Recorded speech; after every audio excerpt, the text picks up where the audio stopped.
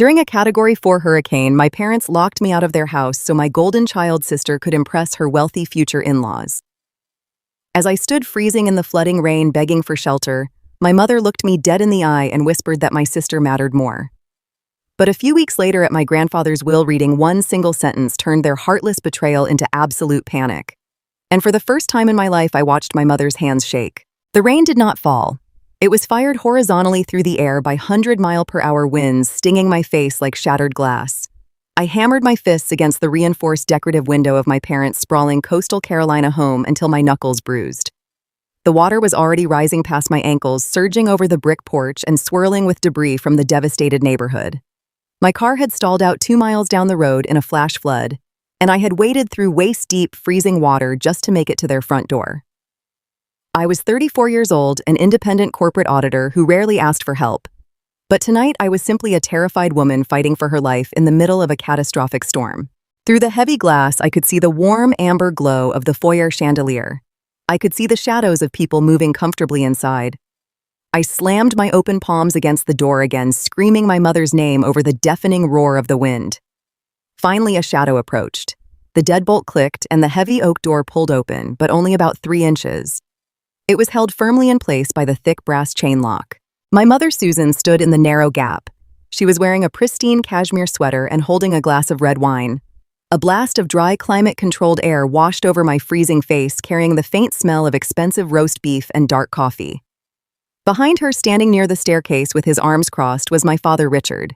He did not even walk toward the door. I gasped for air, pushing my wet hair out of my eyes, shivering so violently my teeth clicked together. I reached for the door handle to pull it open, but my mother held it firmly shut. I asked her to open the door, telling her my car was completely submerged on Miller Road and that the water was rising too fast. I told her I was freezing and just needed to get inside before the eye of the storm hit. Susan did not unlatch the chain. Instead, she looked over her shoulder, her face tight with anxiety, before turning back to me. She told me to keep my voice down. She said I was being too loud and that I was going to disturb the guests. I stared at her, entirely unable to process what she was saying. I asked her what guests could possibly be here in the middle of a mandatory hurricane evacuation. Susan leaned closer to the gap in the door. She explained that my younger sister Brittany's fiancé Trent and his parents were inside. They had rented a massive luxury beachfront house for the week to celebrate the upcoming wedding, but the storm surge had threatened the coastline. Trent's parents were wealthy, highly influential investors from out of state. My father was currently desperate to secure a massive logistics contract with Trent's father to save his own failing business. Susan explained that they had to offer Trent's family a safe harbor. They had to look like the perfect, accommodating, wealthy family. I told her I did not care about Trent or his parents. I told her I was going into hypothermia and needed to come inside. I said I would sleep on the laundry room floor. I said I just needed to be out of the wind. Susan's expression hardened into a mask of pure irritation. She explained that the guest suite was taken by Trent's parents because Trent's mother had a delicate back and needed the expensive mattress. She said the downstairs office had been converted into a bedroom for Trent's father to handle his important business calls. Brittany and Trent were occupying the master suite, and my parents had taken the small room down the hall. Every inch of the house was currently being utilized to keep Trent's family comfortable. She said having me shivering on the floor of the laundry room covered in mud and floodwater would cause a scene. It would make them look disorganized. It would make Trent's mother uncomfortable. I grabbed the edge of the door, my frozen fingers slipping on the wet wood. I looked past her and locked eyes with my father. I screamed at him, asking him if he was really going to leave his daughter out in a hurricane to impress some rich strangers. Richard looked away, taking a slow sip of his drink, and walked into the living room, completely abandoning me. Susan pushed against the door, trying to close the gap. She told me I was being entirely unreasonable and dramatic. She said I was 34 years old and should have checked the weather before driving. She said there was an emergency shelter at the high school 5 miles away, and that I should just walk there. I told her the roads were gone. I told her the power lines were down. I told her if she shut this door, I could actually die tonight. Susan paused. For a fraction of a second, I thought the reality of the situation had finally pierced through her ridiculous social climbing delusion. But then her eyes narrowed. She looked at my soaked clothes, my muddy boots, and the puddle of water I was creating on the porch. She was not looking at a daughter in danger. She was looking at a liability. She was looking at something that would embarrass her in front of people with money. She leaned into the crack of the door and delivered the words that would fundamentally alter the rest of our lives. She said she was sorry, but Brittany's wedding was the most important thing to happen to this family in decades. She said they could not risk upsetting Trent's parents tonight. She looked me dead in the eye and whispered that my sister mattered more tonight. Then she slammed the heavy oak door directly in my face. The brass lock clicked, then the deadbolt turned with a loud, heavy thud. I stood on the porch for 10 seconds, completely paralyzed by the sheer magnitude of the betrayal. The wind shrieked around the house, tearing a heavy ceramic planter off the porch railing and smashing it into the driveway. The sound snapped me out of my shock. The cold was seeping into my bones and my body was beginning to shut down. The emotional devastation of my mother's words had to wait. Right now I had to survive. I turned away from the warm, locked house and looked out into the absolute darkness of the property. The only structure left was Grandpa Harrison's old detached workshop at the very back of the acre lot. It was an old, uninsulated cinder block building where he used to restore antique furniture before he was moved into an assisted living facility. It had no plumbing and terrible drafting, but it had 4 solid walls and a tin roof. I stepped off the porch and plunged back into the flooded yard. The water was up to my knees now. The wind was so strong I had to lean forward at a 45-degree angle just to keep from being thrown onto my back. Flying debris slapped against my arms and legs. I waded through the dark, blindly navigating around submerged lawn furniture and fallen tree branches. Every step was a massive physical effort. My lungs burned and my fingers were completely numb. I finally reached the workshop. The old wooden door was swollen from the humidity and rain. I threw my entire body weight against it, ramming my shoulder into the wood 3 times before the rusted latch gave way. I stumbled inside, falling onto the hard concrete floor as the door slammed shut behind me, cutting off the deafening roar of the hurricane. It was pitch black. The air inside was freezing, smelling heavily of motor oil, damp earth, and old sawdust. I lay on the concrete for a moment, gasping for breath, listening to the violent storm raging against the tin roof above me. I slowly pushed myself up and began feeling along the wall for the old workbench. I knew Grandpa always kept an emergency storm lantern and a heavy canvas tarp in the bottom drawer. My hands brushed against something that did not belong in a dusty workshop. It was smooth, thick plastic. I patted my pockets, retrieved my phone, and turned on the flashlight. The battery was at barely 10%. I pointed the beam of light into the center of the room. I froze, staring at the scene in front of me, letting the absolute cruelty of my family wash over me in complete clarity. Taking up the entire center of the workshop were massive stacks of cardboard boxes neatly arranged on wooden pallets to keep them off the concrete. The boxes were meticulously wrapped in thick waterproof tarps and heavy moving blankets. I walked over and pulled back one of the plastic sheets. Inside the boxes were hundreds of expensive imported silk floral arrangements. There were custom-painted wooden signs for the wedding reception, delicate lace table runners, and hundreds of custom glass centerpieces. Brittany had stored her precious wedding decorations out here to keep them out of the way of the guests inside the house. But that was not the worst part. Running along the floor, snaking out from a heavy-duty waterproof extension cord that led all the way back to the main house's outdoor outlet was a bright orange cable. It was plugged into a massive industrial-grade space heater. The heater was humming quietly, casting a warm orange glow over the boxes, keeping the damp air completely at bay so the expensive silk flowers would not mildew. My parents had run a power line out into a hurricane to provide a climate-controlled environment for artificial flowers and glass vases. But when their flesh and blood daughter came to their door begging for her life, they left her to freeze in the floodwater. I stood in the glow of the space heater, shivering uncontrollably, dripping muddy water onto the concrete. I did not cry. The tears simply would not come. The panic and the fear I felt on the porch evaporated, replaced by a cold, calculating stillness. I walked over to the boxes. I carefully unwrapped 3 of the thick, dry, moving blankets that were protecting a stack of table linens. I stripped off my soaked jacket and my ruined boots. I wrapped the heavy blankets around my shoulders, pulled an old wooden crate directly in front of the space heater, and sat down. I stared at the glowing coils of the heater. I thought about Trent and his wealthy parents sleeping comfortably in the guest suite.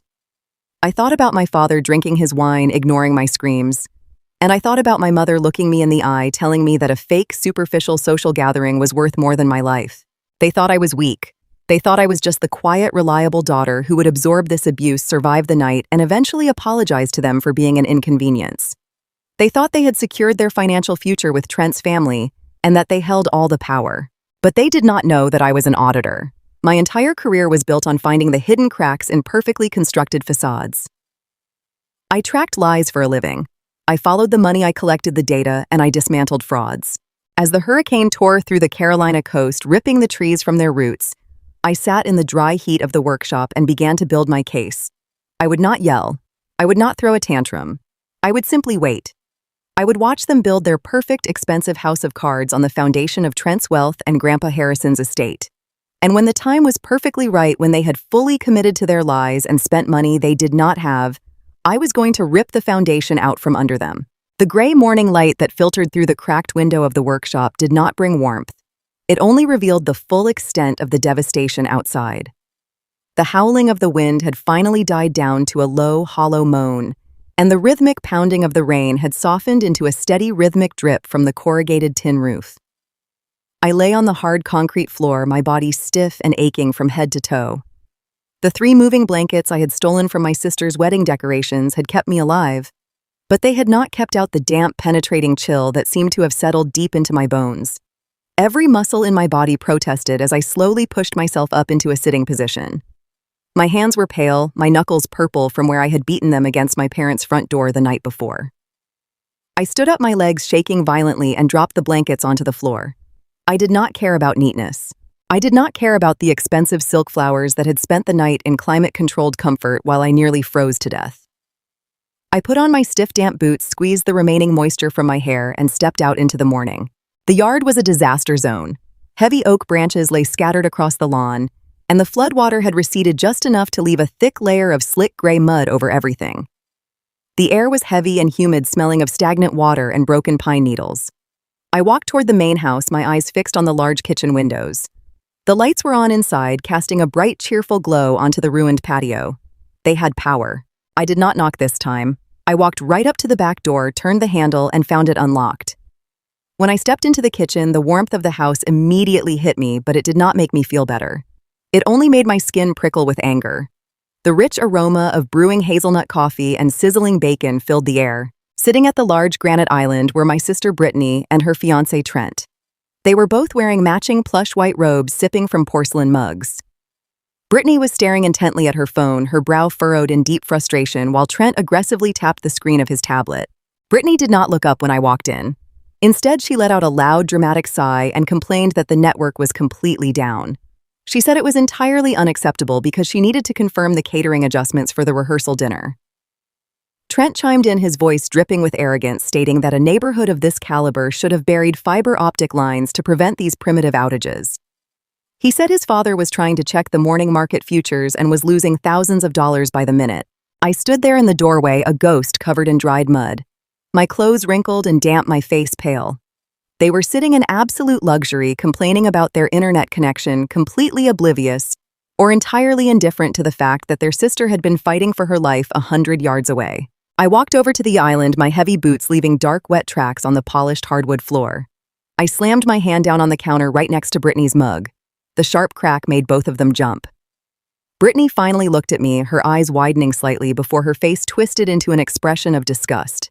She told me I was tracking mud everywhere and asked what was wrong with my face. I looked her dead in the eye, my voice raspy and shaking from the cold. I told her that what was wrong was that our parents had locked me out in a Category 4 hurricane. I told her I had to sleep on a concrete floor in the workshop while they kept her fake silk flowers warm with a space heater. I asked her how she could sit here eating bacon while I nearly died in their front yard. Trent scoffed, leaning back in his stool, and told me to calm down. He said the storm was over and that there was no need to make a scene in front of his parents. Before I could answer, the kitchen door opened and my father Richard walked in. He was wearing a crisp button-down shirt, looking perfectly rested. He stopped when he saw me, his eyes darting to the mud on the floor, then to my furious expression. I turned my anger toward him. I demanded to know how he could do that to me. I asked him how a father could watch his own daughter beg for shelter during a deadly storm and lock the door. Richard did not apologize. He did not show a single hint of remorse. Instead, he let out a tired, dismissive laugh and told me to stop being so incredibly dramatic. He said the storm had shifted at the last minute and that the worst of the wind had missed the property anyway. He claimed they knew I would find shelter in the workshop and that it was a perfectly solid structure. He then leaned in closer, his voice dropping to a harsh whisper so it would not carry into the dining room where Trent's parents were resting. He explained that Trent's family are highly sophisticated, important investors. He said his logistics company was hanging by a thread and that Trent's father was the only person who could sign the contract to save it. He said appearances had to be maintained at all costs.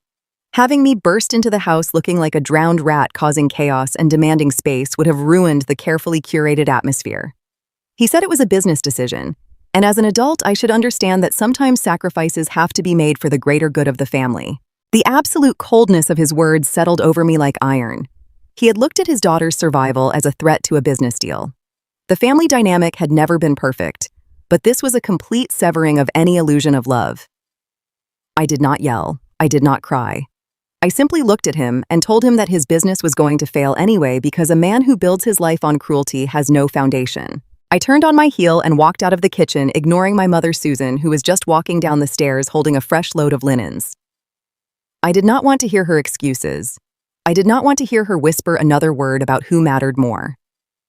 I just wanted to get into my car, drive back to my own apartment, and begin the process of erasing these people from my life entirely. I squelched through the mud down the long driveway toward the main road where I had left my car the night before. I knew the battery was low, but I hoped there would be enough power to crank the engine so I could turn on the heater.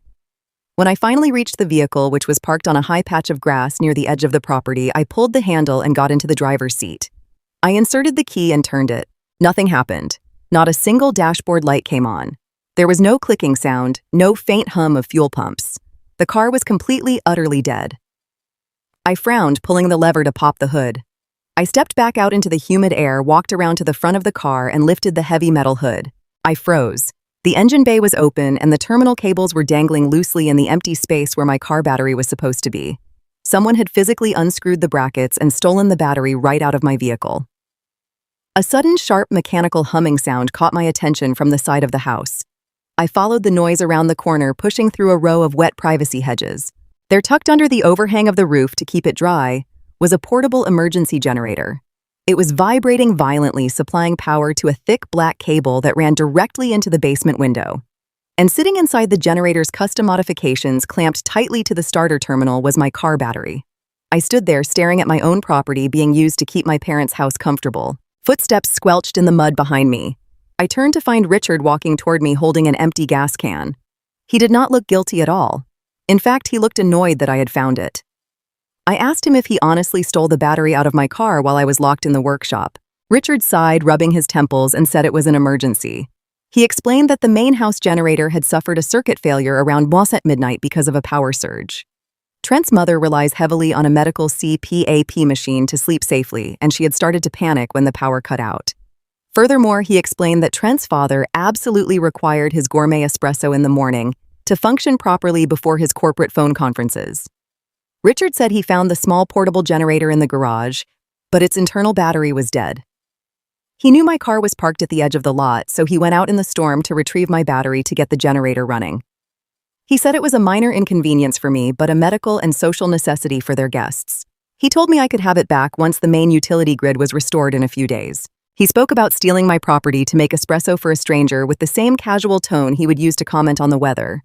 He had zero regard for my safety, my autonomy, or my life. I pulled my cell phone from my pocket. The battery screen flashed a warning red at 5%. I bypassed my father, completely walking past him as he yelled after me, asking where I was going. I dialed a local heavy-duty towing and recovery service that I knew operated out of the next town over. When the dispatcher answered, I gave them my location and my credit card number, authorizing a flatbed truck to come to the property immediately to tow my car to a dealership for a full replacement. I told them I would pay the emergency storm premium. Richard followed me down the driveway, his voice rising in anger. He told me I was being incredibly disrespectful. He said if I towed the car now, the generator would shut down, and Trent's mother would wake up, ruining the entire morning dynamic. He demanded that I cancel the tow truck immediately. I stopped at the edge of the pavement, turning to face him. The sun was finally breaking through the gray clouds, casting a harsh, bright light over the muddy yard. I looked at my father, and for the first time in my life, I felt absolutely nothing for him. No anger, no desire for his approval, no sadness. Just total, clean apathy. I told him that the tow truck would be here in 20 minutes, and if he touched my vehicle again, I would have the driver call the state police to report him for grand theft. I told him that he could explain his business decisions and his hospitality to a state trooper while Trent's family watched from the window. Richard stepped back, his face turning a deep, angry red. He spat out that if I walked away over a simple misunderstanding, if I embarrassed this family in front of their guests, I would be completely cut off. He said I would not receive a single dime of support and I would be dead to them. I looked up at the big, beautiful house that had held my childhood memories, the house that had been locked against me in a life-threatening storm. I told him that he could keep his house, his business, and his money. I told him that from this moment forward, He did not have a daughter named Chloe, and I did not have a family. I told him that they had traded my life for a contract, and now they were going to have to live with the price. I walked to the curb, turning my back on him completely, and waited in the quiet morning air for the sound of the truck. The heavy yellow flatbed tow truck lumbered down our ruined street, splashing through the deep gray floodwater that covered the pavement. The driver expertly maneuvered around a massive fallen oak branch and backed up toward my dead vehicle. I handed him my credit card and gave him the address for the local dealership. As he engaged the loud, grinding hydraulic winch to pull my car onto the steel bed, the heavy oak front door of my parents' house swung open. My mother ran out onto the wet porch. She was not holding her wine glass anymore. She was holding her cell phone against her chest. Her face pale, and for a brief second I thought the shame of the morning had finally caught up to her. But Susan was not looking at me. She was looking past me, staring blankly at the street, completely ignoring the massive tow truck pulling my car away. She hurried down the front steps, her expensive leather flats sinking directly into the gray mud, ruining them instantly. She shouted my name over the mechanical roar of the winch. She said my grandfather Harrison had just been taken to the county hospital. The luxury assisted living facility where he resided on the other side of town had completely lost power during the peak of the hurricane. The backup generators had failed, and the sudden drop in temperature combined with the extreme stress of the storm had triggered a massive stroke.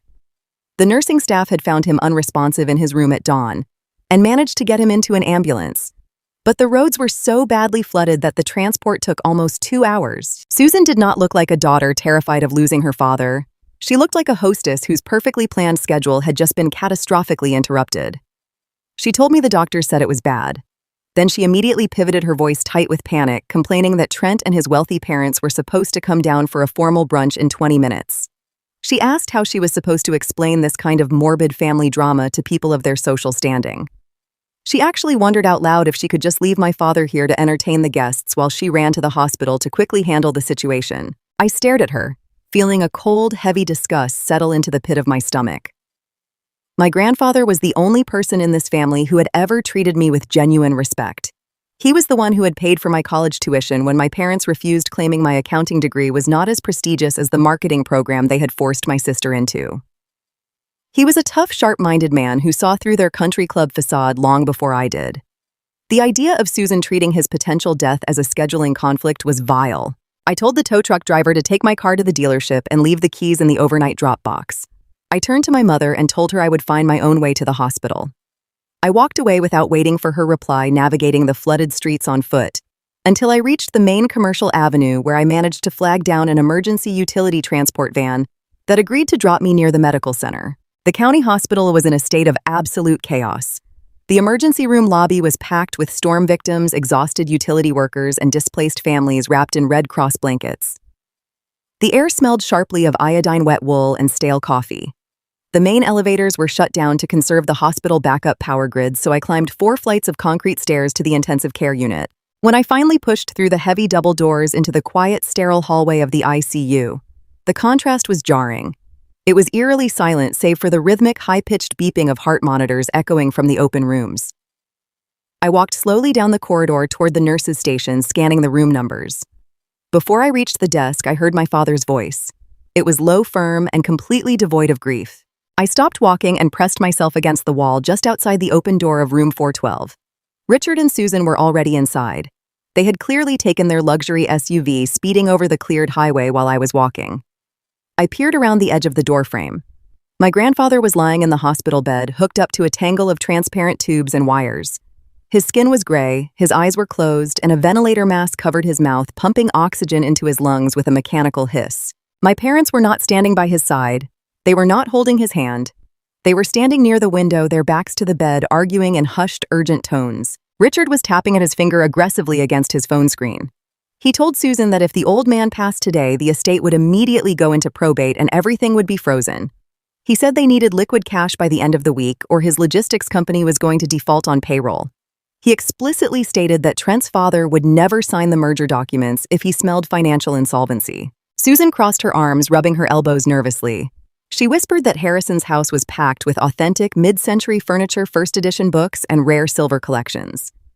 She said they could quietly move the most valuable pieces out of the estate tomorrow before the lawyers even had a chance to inventory the property. She reasoned that they could sell the antiques to private dealers for cash to float Richard's business and cover the final non-refundable deposits for Brittany's wedding reception. She actually said that Harrison would want them to prioritize Brittany's happiness over a bunch of dusty chairs. Richard agreed immediately. He said he would call a locksmith as soon as they left the hospital to get the locks changed on the old house, ensuring I could not get inside to cause any trouble. They were treating my grandfather's life as a simple financial obstacle. They were planning the liquidation of his legacy while his heart was still beating a few feet away from them. I stepped into the room. My muddy boots squeaked loudly against the spotless linoleum floor. Richard and Susan spun around, their faces instantly flashing with guilt before settling back into their usual masks of arrogant irritation. Susan stepped forward, blocking my view of the bed, and quietly demanded to know how I got here so fast.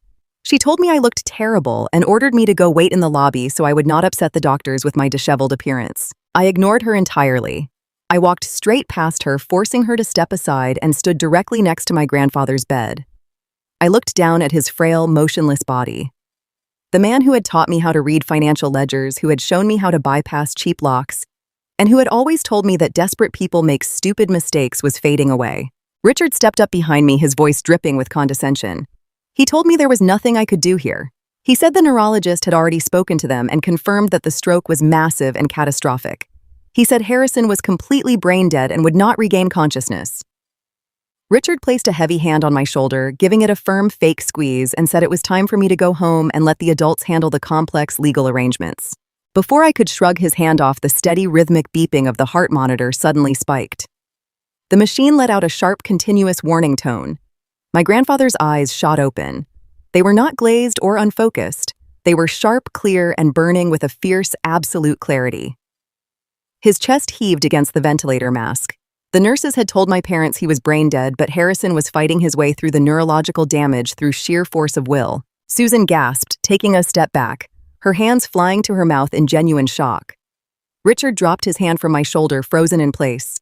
Susan leaned forward hesitantly, her voice trembling, and called out his name, asking if he could hear her. Harrison completely ignored her. He did not even shift his gaze in her direction. He turned his head slowly, fighting through the paralysis, and locked his eyes entirely on me. His left arm, trembling violently, lifted from the hospital blanket. His cold, frail fingers reached out and clamped down onto my wrist with a grip so incredibly tight it actually hurt.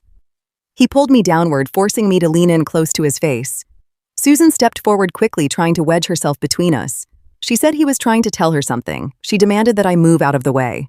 Harrison raised his right hand weakly, pointing a single finger directly at Susan, stopping her in her tracks. The look of absolute disgust on his face was unmistakable. Then he pulled me closer, his lips practically touching my ear. He reached up with his trembling hand and pushed the plastic oxygen mask down off his face. His breathing was ragged, wet, and shallow, but his voice was completely steady. He whispered a sequence of numbers directly into my ear. 4, 8, 1, 5, 9. He paused, taking a desperate, rattling breath. His fingers dug deeper into my skin, anchoring himself to me in his final moments. Then he spoke his final words, ensuring they were meant only for me. He whispered that I needed to find the red ledger. He said they were thieves and I must let them hang themselves. As soon as the last syllable left his lips, his grip on my wrist instantly went slack. His hand fell heavily back onto the white hospital blanket. His eyes lost their sharp focus, staring blankly up at the acoustic ceiling tiles. The heart monitor beside the bed flatlined, emitting a loud, continuous, piercing tone that cut through the silence of the room. I stood up slowly, my heart hammering violently against my ribs. I pulled the oxygen mask back over his mouth, gently closing his eyes with my fingertips. A heavy, profound silence settled over me, pushing the noise of the medical machines into the background. He had given me the weapon I needed. He had given me the combination, the location, and the ultimate permission to destroy them. The door flew open, and a team of nurses and a doctor rushed into the room, pushing a crash cart. They quickly shoved us out of the way, taking over the space around the bed. Richard and Susan were pushed backward toward the doorway, watching the medical staff begin chest compressions. Susan grabbed my arm, her fingernails digging aggressively into my muddy sleeve. Her eyes were wide with a frantic, greedy panic. She dragged me out into the quiet hallway, pushing me against the wall. She demanded to know what he said to me. Her voice was sharp, desperate, and entirely focused on herself. She asked if he had mentioned the estate. She asked if he had told me where he kept the key to his safe deposit box. She said he was clearly trying to leave instructions for the family, and that I had to tell her right now. Richard stepped out of the room, joining her in the hallway. He crossed his arms, staring at me with a hard, threatening glare. He told me not to play games. He said whatever the old man just babbled belonged to the executors of the estate, which was them. I looked at my mother's shaking hands. I looked at my father's panicked, sweaty forehead. They were terrified. They knew they needed his money to survive, and they were terrified he had just taken it away from them in his final breath. I leaned back against the cool plaster wall, keeping my face completely blank. I channeled every ounce of professional detachment I possessed. I looked Susan directly in the eyes, ensuring my voice carried no emotion, no hesitation, and no truth. I told her he did not say anything important. I said his brain was completely deprived of oxygen, and he was just speaking pure nonsense. I told her he just mumbled something about fixing an old wooden chair, and then he died. Susan stared at me, searching my face for any sign of deception. She wanted to believe me because the alternative was too dangerous for her carefully planned future. After a long, tense moment, she let out a loud, theatrical sigh of relief.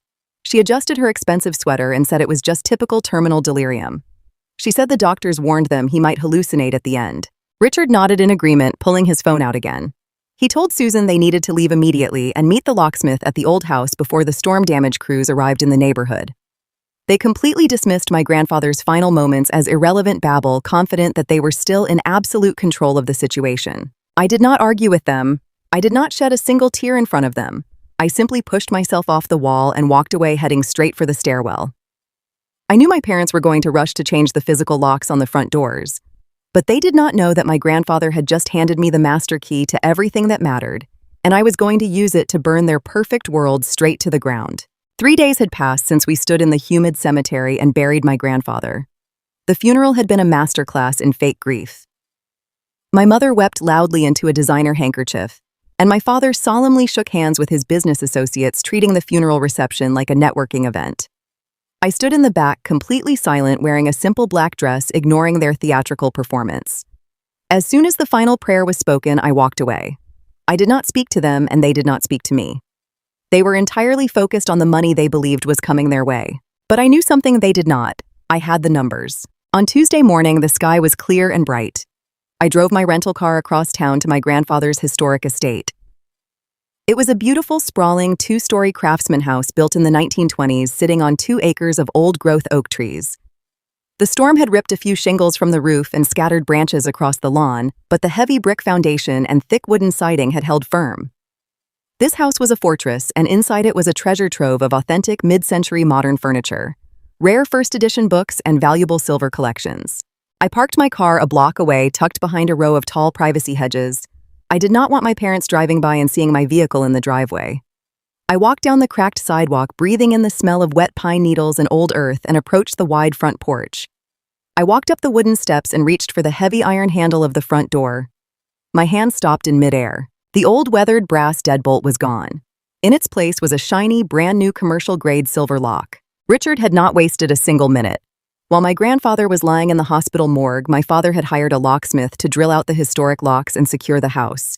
He wanted to make absolutely sure I could not get inside to claim any sentimental items or, more importantly, look at any financial documents. He thought a new lock would keep me out. He thought he had completely outsmarted me. I stood on the porch and let out a quiet, genuine laugh. Richard was a man who only saw the surface of things. He did not know this house the way I did. He did not spend his childhood summers here learning how the building breathed. I stepped off the porch and walked around the side of the house, pushing my way through the thick, overgrown hydrangeas. I moved toward the back patio where an old, heavy wooden cellar door was set into the stone foundation. It looked completely sealed, bolted shut with a rusted padlock. But I knew the padlock was just for show. Grandpa Harrison had taught me that a smart man always builds a back door that looks like a solid wall. I knelt in the damp grass and reached under the thick wooden frame of the cellar door. My fingers traced the cold stone until I felt a small rectangular metal box bolted to the underside of the trim. It was a digital lockbox, completely hidden from view, unless you knew exactly where to touch. I pressed my thumb against the rubber cover, sliding it back to reveal a small keypad. I typed in the master bypass code Grandpa had shown me when I was 16 years old. The small green light flashed and a tiny metal latch clicked open. I pulled the hidden release wire and the heavy wooden cellar doors swung upward silently on well-oiled hinges. I stepped down into the dark, cool basement, pulling the doors shut behind me, leaving the rusted padlock perfectly intact on the outside. I stood in the darkness, letting my eyes adjust. But before I could take a step toward the stairs, I heard a loud, heavy thud coming from the floorboards directly above my head. It was the sound of heavy furniture being dropped onto hardwood. I froze, holding my breath.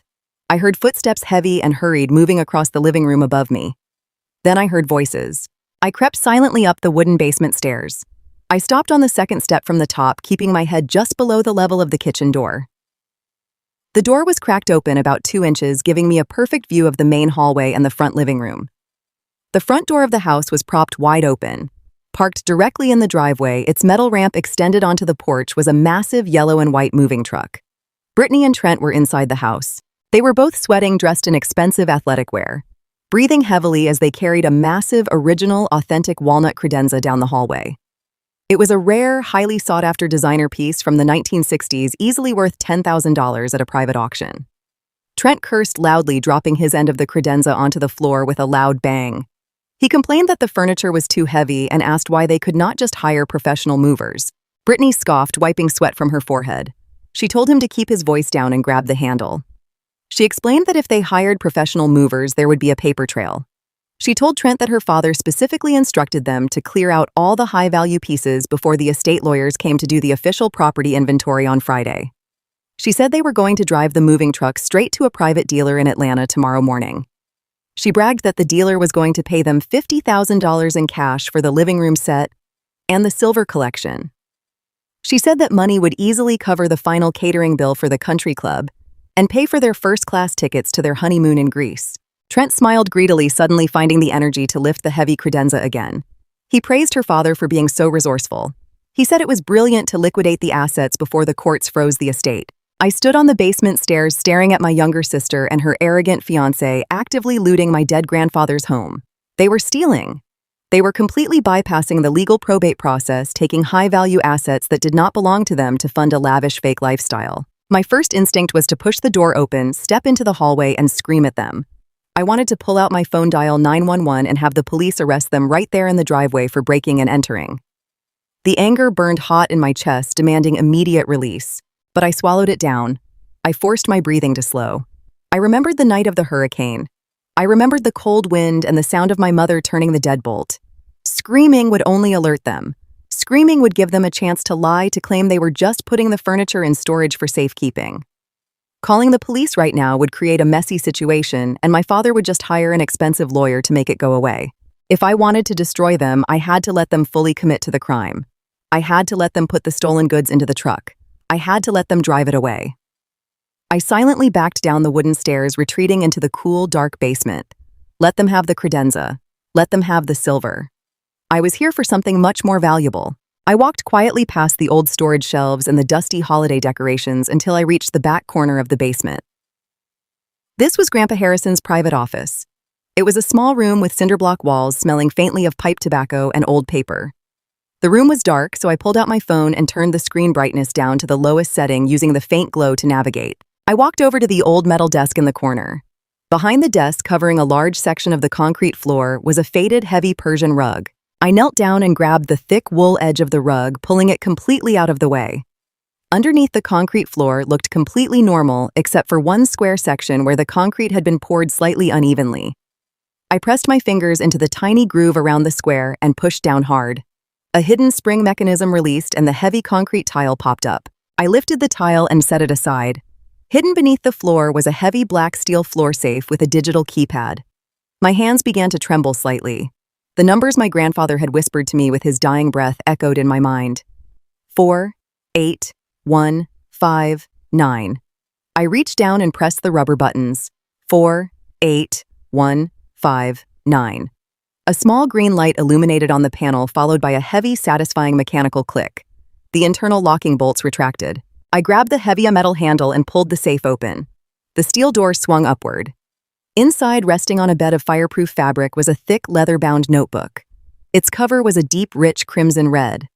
Next to the book was a small silver flash drive wrapped in a clear plastic bag.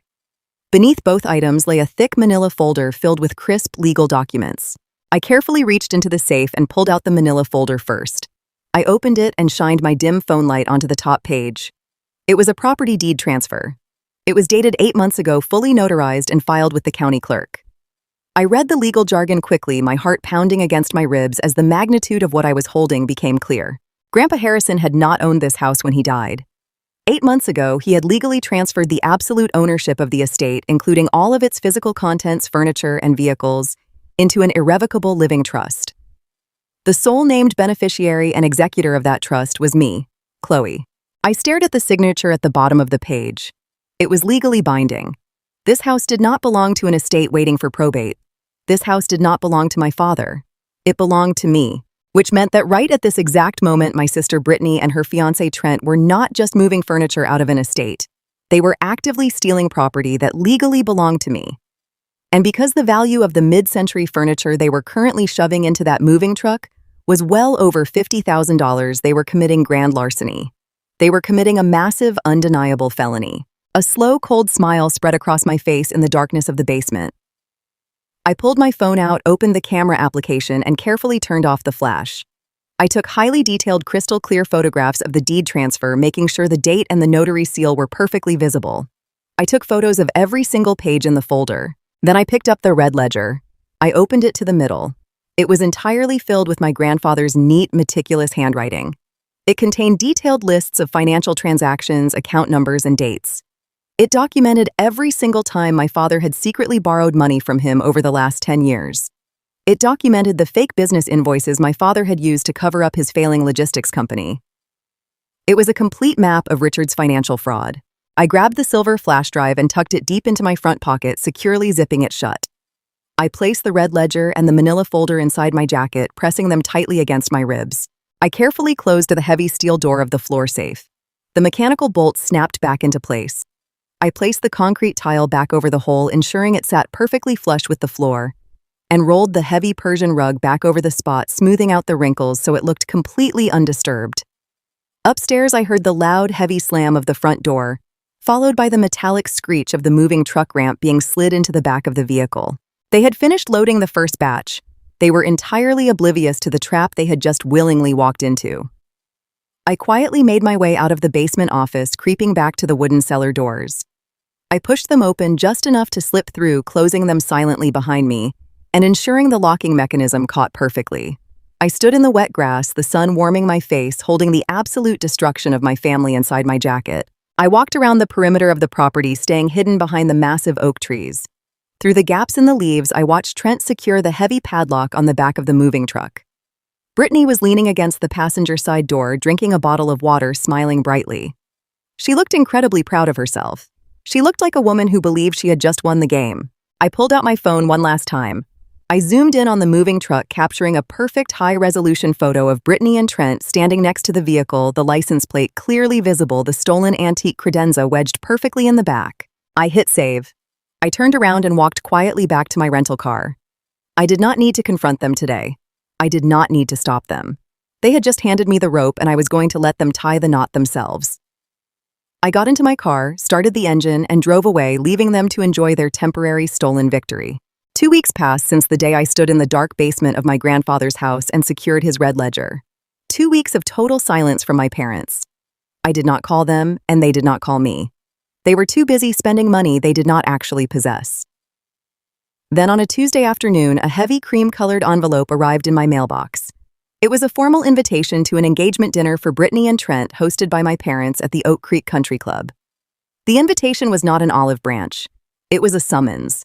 They wanted me there to serve as a visual prop for their perfect family narrative. They needed Trent's wealthy parents to see that the brief unpleasantness of the hurricane was just a minor misunderstanding, and that I had been properly put back into my subordinate place. I decided to give them exactly what they wanted. I wore a simple, unadorned navy dress. I pulled my hair back into a tight bun and wore almost no makeup. I wanted to look exactly like the defeated, compliant daughter they expected to see. When I arrived at the Oak Creek Country Club, the sheer scale of their financial delusion was instantly apparent. They had rented the Grand Ballroom, a space usually reserved for massive corporate galas, for a dinner party of just 20 people. The tables were draped in imported silk linens. At the center of every table sat towering arrangements of white orchids and imported hydrangeas that easily cost $500 apiece. A string quartet played softly in the corner. Waiters carried silver trays loaded with crystal flutes of vintage champagne. I walked into the room and immediately spotted my parents. My father, Richard, was wearing a brand new custom-tailored tuxedo. He was standing near the bar, laughing loudly and slapping Trent's father on the shoulder. My mother, Susan, was wearing a stunning designer gown that I knew retailed for at least $6,000. She was practically dripping in new diamond jewelry. As an auditor, my brain automatically began calculating the burn rate of this single evening. The room rental, the catering, the imported flowers, the vintage alcohol, the string quartet, the new wardrobes. They had easily spent over $30,000 on this dinner alone. I knew Richard's logistics company was practically bankrupt. I knew they did not have this kind of cash on hand. They had taken out a massive line of credit, leveraging their anticipated inheritance as collateral. They were borrowing against a ghost. Susan spotted me standing near the entrance. A smug, triumphant smile spread across her face. She walked over holding her champagne flute and looked me up and down with obvious pity. She told me she was surprised I actually showed up, but she was glad I finally decided to stop throwing tantrums and act like an adult. She told me to grab a drink, find my assigned seat at the back table, and try not to look so completely miserable because Trent's parents were watching. I kept my head down, gave her a weak nod, and mumbled an apology for my behavior during the storm. The flash of pure satisfaction in her eyes was sickening. She truly believed she had broken me. I walked over to my assigned table, which was placed as far away from the head table as possible, and sat down. I did not touch the champagne. I simply watched them. I watched Trent and Brittany parading around the room, accepting congratulations and expensive gifts from my parents' country club friends. Brittany was wearing a massive new diamond necklace. Trent was showing off a heavy gold watch. They were flush with cash, undoubtedly the $50,000 they had secured by fencing my grandfather's stolen mid-century credenza and silver collection to that private dealer in Atlanta. Halfway through the 5-course dinner, Susan stood up and tapped her silver spoon against her crystal glass. The gentle ringing sound cut through the quiet chatter of the room. The string quartet stopped playing. Everyone turned their attention to the head table. Susan smiled warmly, looking around the room, her eyes gleaming with manufactured joy. She thanked everyone for coming to celebrate the union of two wonderful families. She spoke about love, legacy, and the importance of family bonds. Then she turned her gaze directly toward my table in the back. She raised her glass slightly and said she wanted to take a special moment to acknowledge her older daughter, Chloe. She told the entire room that every family has its difficult moments, especially during times of high stress like the recent hurricane. She said she was so incredibly proud of me for finally learning my place in the family dynamic, for putting my sister's happiness above my own selfish needs, and for recognizing that some events are simply bigger than any one person. It was a masterclass in passive-aggressive public humiliation. She was framing her decision to lock me out in a deadly storm as a necessary lesson in humility. And she was framing my silent attendance tonight as a public admission of guilt. The room offered a polite, scattered applause. I felt the eyes of 20 wealthy strangers burning into my skin. I did not flinch. I did not glare at her. I simply offered a polite, strained smile and lowered my eyes to my plate, playing the part of the broken woman to absolute perfection. As Susan sat down, Trent's father stood up. He was a large, imposing man with a booming voice. He buttoned his suit jacket and raised his own glass. He announced that he had some wonderful business news to share alongside the romantic celebration. He stated that after careful review of Richard's financial projections, their two companies were officially moving forward with a massive corporate merger. He said he was incredibly impressed by Richard's ability to secure a huge influx of capital so quickly. He told the room that Richard was injecting over $1 million of liquid cash into the new joint venture by the end of the month, funded by the upcoming payout from the Harrison estate. My father beamed with pride, nodding humbly as the room clapped.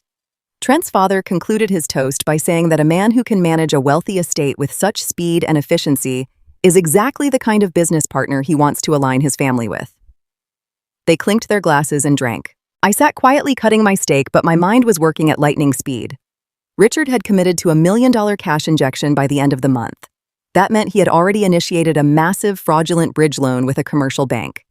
He had undoubtedly used a forged power of attorney or fabricated estate documents to convince the bank that he was the legal executor and sole beneficiary of my grandfather's assets. He was building an absolute mountain of federal fraud, and he was bragging about it in front of a room full of witnesses. After dessert was served, the formal seating arrangement broke down, and guests began mingling around the open bar. I stayed seated, blending perfectly into the background shadows of the ballroom. Brittany and Trent wandered over to a tall cocktail table just a few feet away from where I was sitting. They were speaking animatedly to a young couple from the country club. I casually picked up my cell phone from the table. I opened the voice memo application, hit the red record button, and let the phone rest face down on the white tablecloth, pointing the microphone directly toward them. Trent was laughing loudly, holding a fresh glass of expensive scotch. The young man across from him asked where they were planning to live after the honeymoon. Trent puffed out his chest and bragged that they had just put down a non-refundable $200,000 cash deposit on a massive, newly constructed million-dollar property in the gated community across the lake. The young woman gasped, asking how they managed to secure that kind of property so quickly in this market. Brittany leaned in, a conspiratorial smirk on her face. She practically whispered, but her voice carried perfectly to my phone microphone. She said they got an early advance on her grandfather's inheritance. She laughed and said it was amazing how much cash a private dealer will hand over for a bunch of dusty old chairs and silver teapots if you do not ask for a receipt. Trent chuckled and added that they had to work quickly before the estate lawyers started counting spoons, but it was entirely worth it to secure their dream home. I sat perfectly still, my heart beating with cold, methodical rhythm. They had just confessed to felony theft, tax evasion, and the unauthorized liquidation of estate assets on a crystal-clear digital audio recording. They had confessed to using stolen funds to secure a real estate contract. Every single word they spoke was another nail in their legal coffin. The party began to wind down around midnight. The older guests said their goodbyes, and the waiters began clearing the expensive floral centerpieces. I quietly stopped the recording on my phone, saved the audio file to 3 separate secure cloud servers, and slipped the device back into my small purse. I stood up and walked over to the front entrance where my parents were enthusiastically thanking Trent's parents for their partnership. I waited politely until there was a break in the conversation. I looked at Susan and Richard. I kept my posture slightly hunched and my voice perfectly soft. I thanked them for inviting me. I told them the dinner was incredibly beautiful and that I hoped they got exactly what they wanted out of the evening. Susan smiled, placing a patronizing hand on my shoulder. She said she was glad I came. She told me that if I continued to behave reasonably and respect the family hierarchy, she might consider giving me a small stipend from the estate once the probate process was fully finalized. She told me to drive home safely in my little rental car. I nodded, meekly turned around and walked out of the grand double doors of the country club. I stepped out into the cool night air and walked across the freshly paved parking lot. The valet brought around my compact rental car and I tipped him generously before climbing into the driver's seat. I sat in the quiet cabin of the car, gripping the steering wheel. The heavy, oppressive atmosphere of the country club vanished, replaced by an overwhelming sense of absolute power. My parents thought they were untouchable. They thought they had successfully weaponized their social standing to crush me.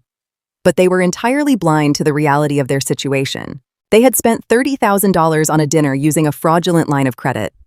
My father had committed to a $1 million business merger using fake estate collateral. My sister had signed a contract on a $1 million home using stolen cash. They had built a massive, towering empire of debt fraud and arrogance, completely dependent on an inheritance that did not exist. I pulled out onto the dark, winding road heading back to my apartment. I had the red ledger. I had the trust documents. I had the photographs of the theft. I had the audio recording of their confession. I had everything I needed. The trap was fully constructed. The bait had been taken, and now all I had to do was wait for the scheduled will reading on Friday to drop the hammer and watch their perfect, expensive facade shatter into a million pieces. I returned to my quiet apartment and locked the door. The oppressive atmosphere of the country club immediately washed away, replaced by the comforting silence of my own space. I did not bother to change out of my navy dress. I walked straight into my home office, turned on the bright overhead desk lamp, and placed my laptop on the glass surface. I reached into my bag and pulled out the heavy crimson book my grandfather had hidden in his floor safe. I placed the red ledger gently on the desk. The leather cover was worn soft from years of handling. My grandfather had been a man who trusted numbers far more than he trusted people, and tonight I was going to follow his exact philosophy. I walked into the kitchen, brewed a massive pot of dark roast coffee, and carried a steaming mug back to my desk.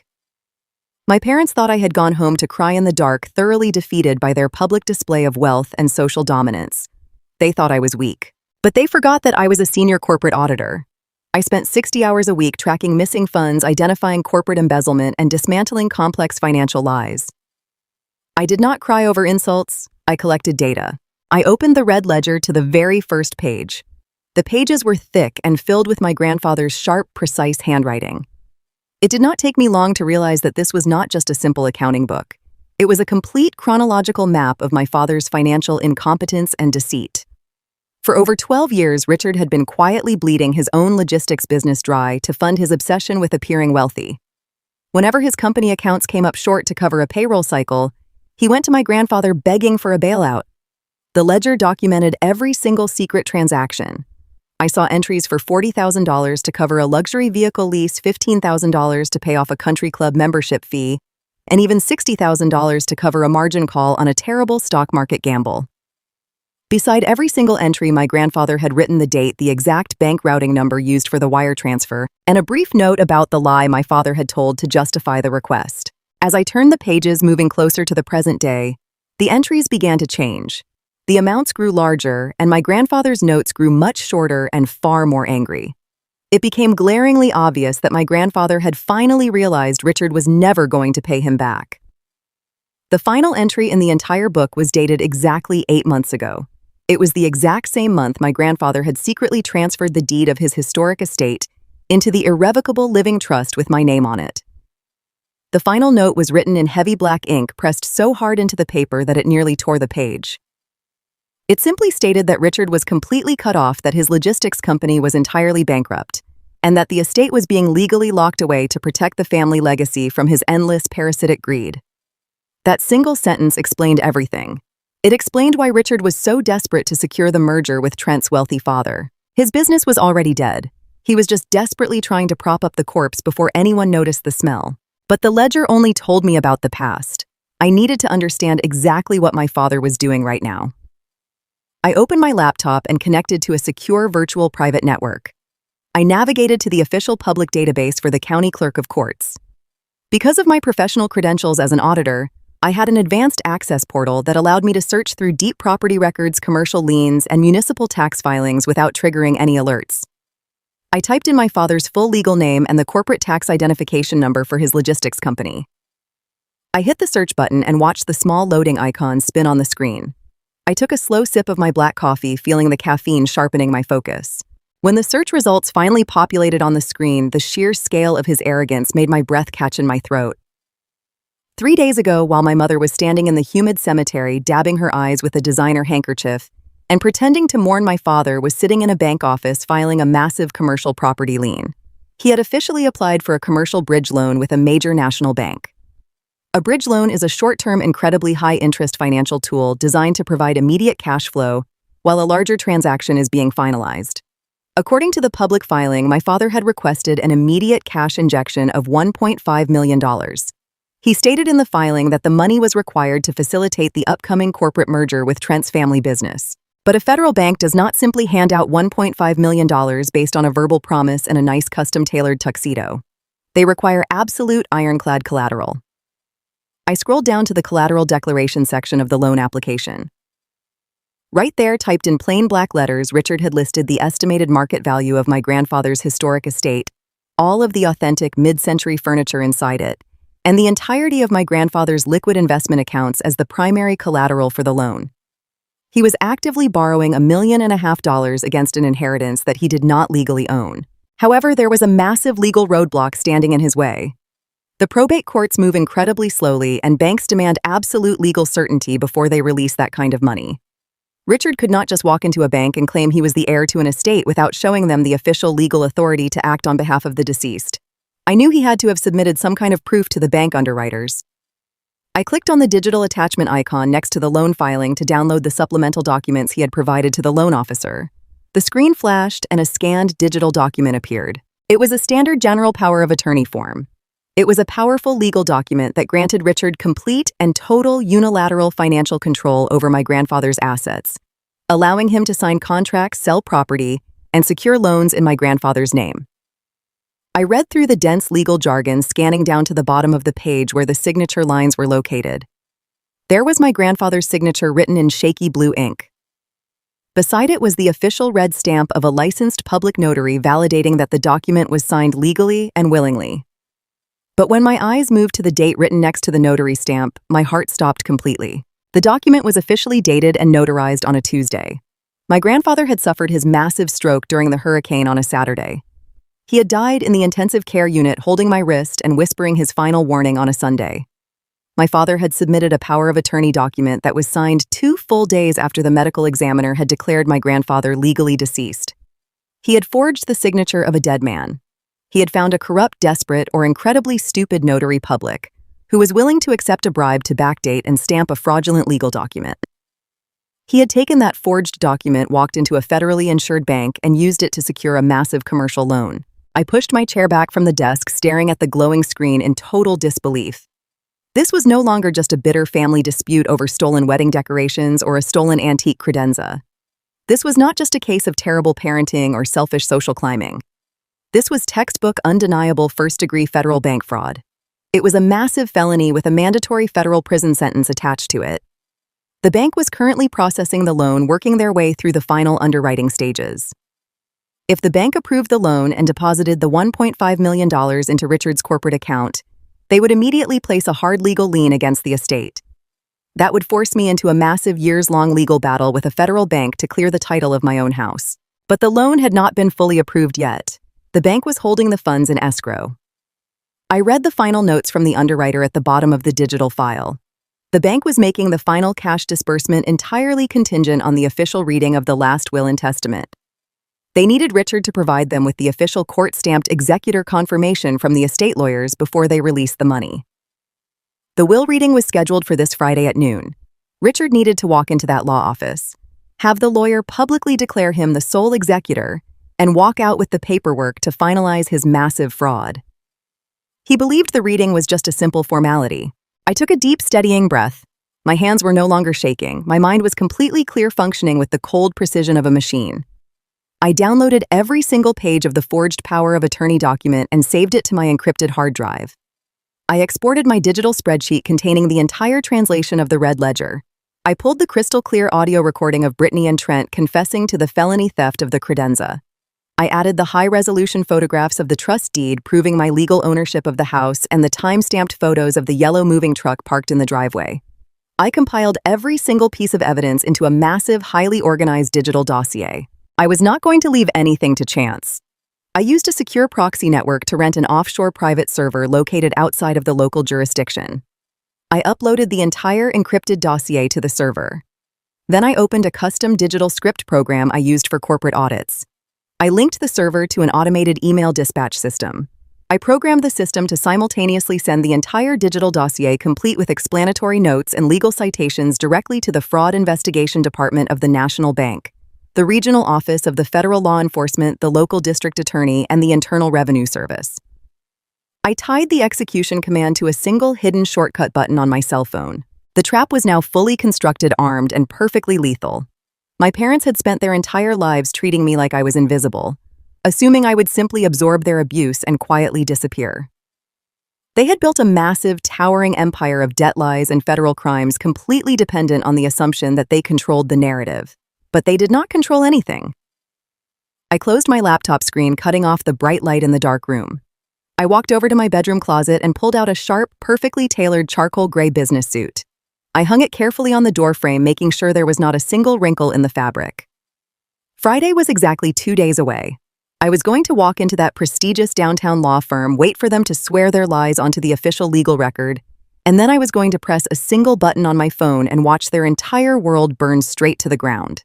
The rain was pouring down the massive floor-to-ceiling windows of the 42nd floor conference room. I stood quietly looking out over the gray downtown skyline. I was wearing my tailored charcoal gray business suit, my hair pulled back sharply, holding nothing but a single black leather portfolio. The heavy mahogany doors of the prestigious law firm opened with a soft click. My family walked into the room, bringing their loud, arrogant energy into the quiet legal sanctuary. They were roughly 20 minutes late, clearly believing that their time was far more valuable than anyone else's in the building. My father, Richard, led the way. He was wearing a brand new custom-tailored navy suit that screamed of recently acquired debt. He was checking a heavy gold watch on his wrist, sighing loudly as if this entire legal process was just a minor inconvenience keeping him from his highly important corporate merger. My mother, Susan, followed closely behind him. She was carrying an ostentatious luxury handbag that cost more than a reliable used car, wearing a pristine white silk blouse and heavy diamond earrings. She looked around the polished mahogany conference room with a deep sense of ownership. She fully believed she was walking into her new kingdom. Brittany and her fiancé Trent trailed behind them, holding hands and laughing quietly at some private joke. They were both dressed in expensive designer casual wear, looking incredibly smug and perfectly rested. They took their seats on one side of the massive glass conference table. They completely ignored me standing by the window. I walked over and took a seat on the exact opposite side of the table, placing my black portfolio down on the glass. Susan finally looked at me. She offered me that same sickening, patronizing smile she had worn at the country club dinner. She leaned across the table slightly and whispered that I should just sit quietly and let my father handle all the complicated financial details. She said if I behaved myself today, they would make sure I received a nice little token from the estate to help me pay my rent.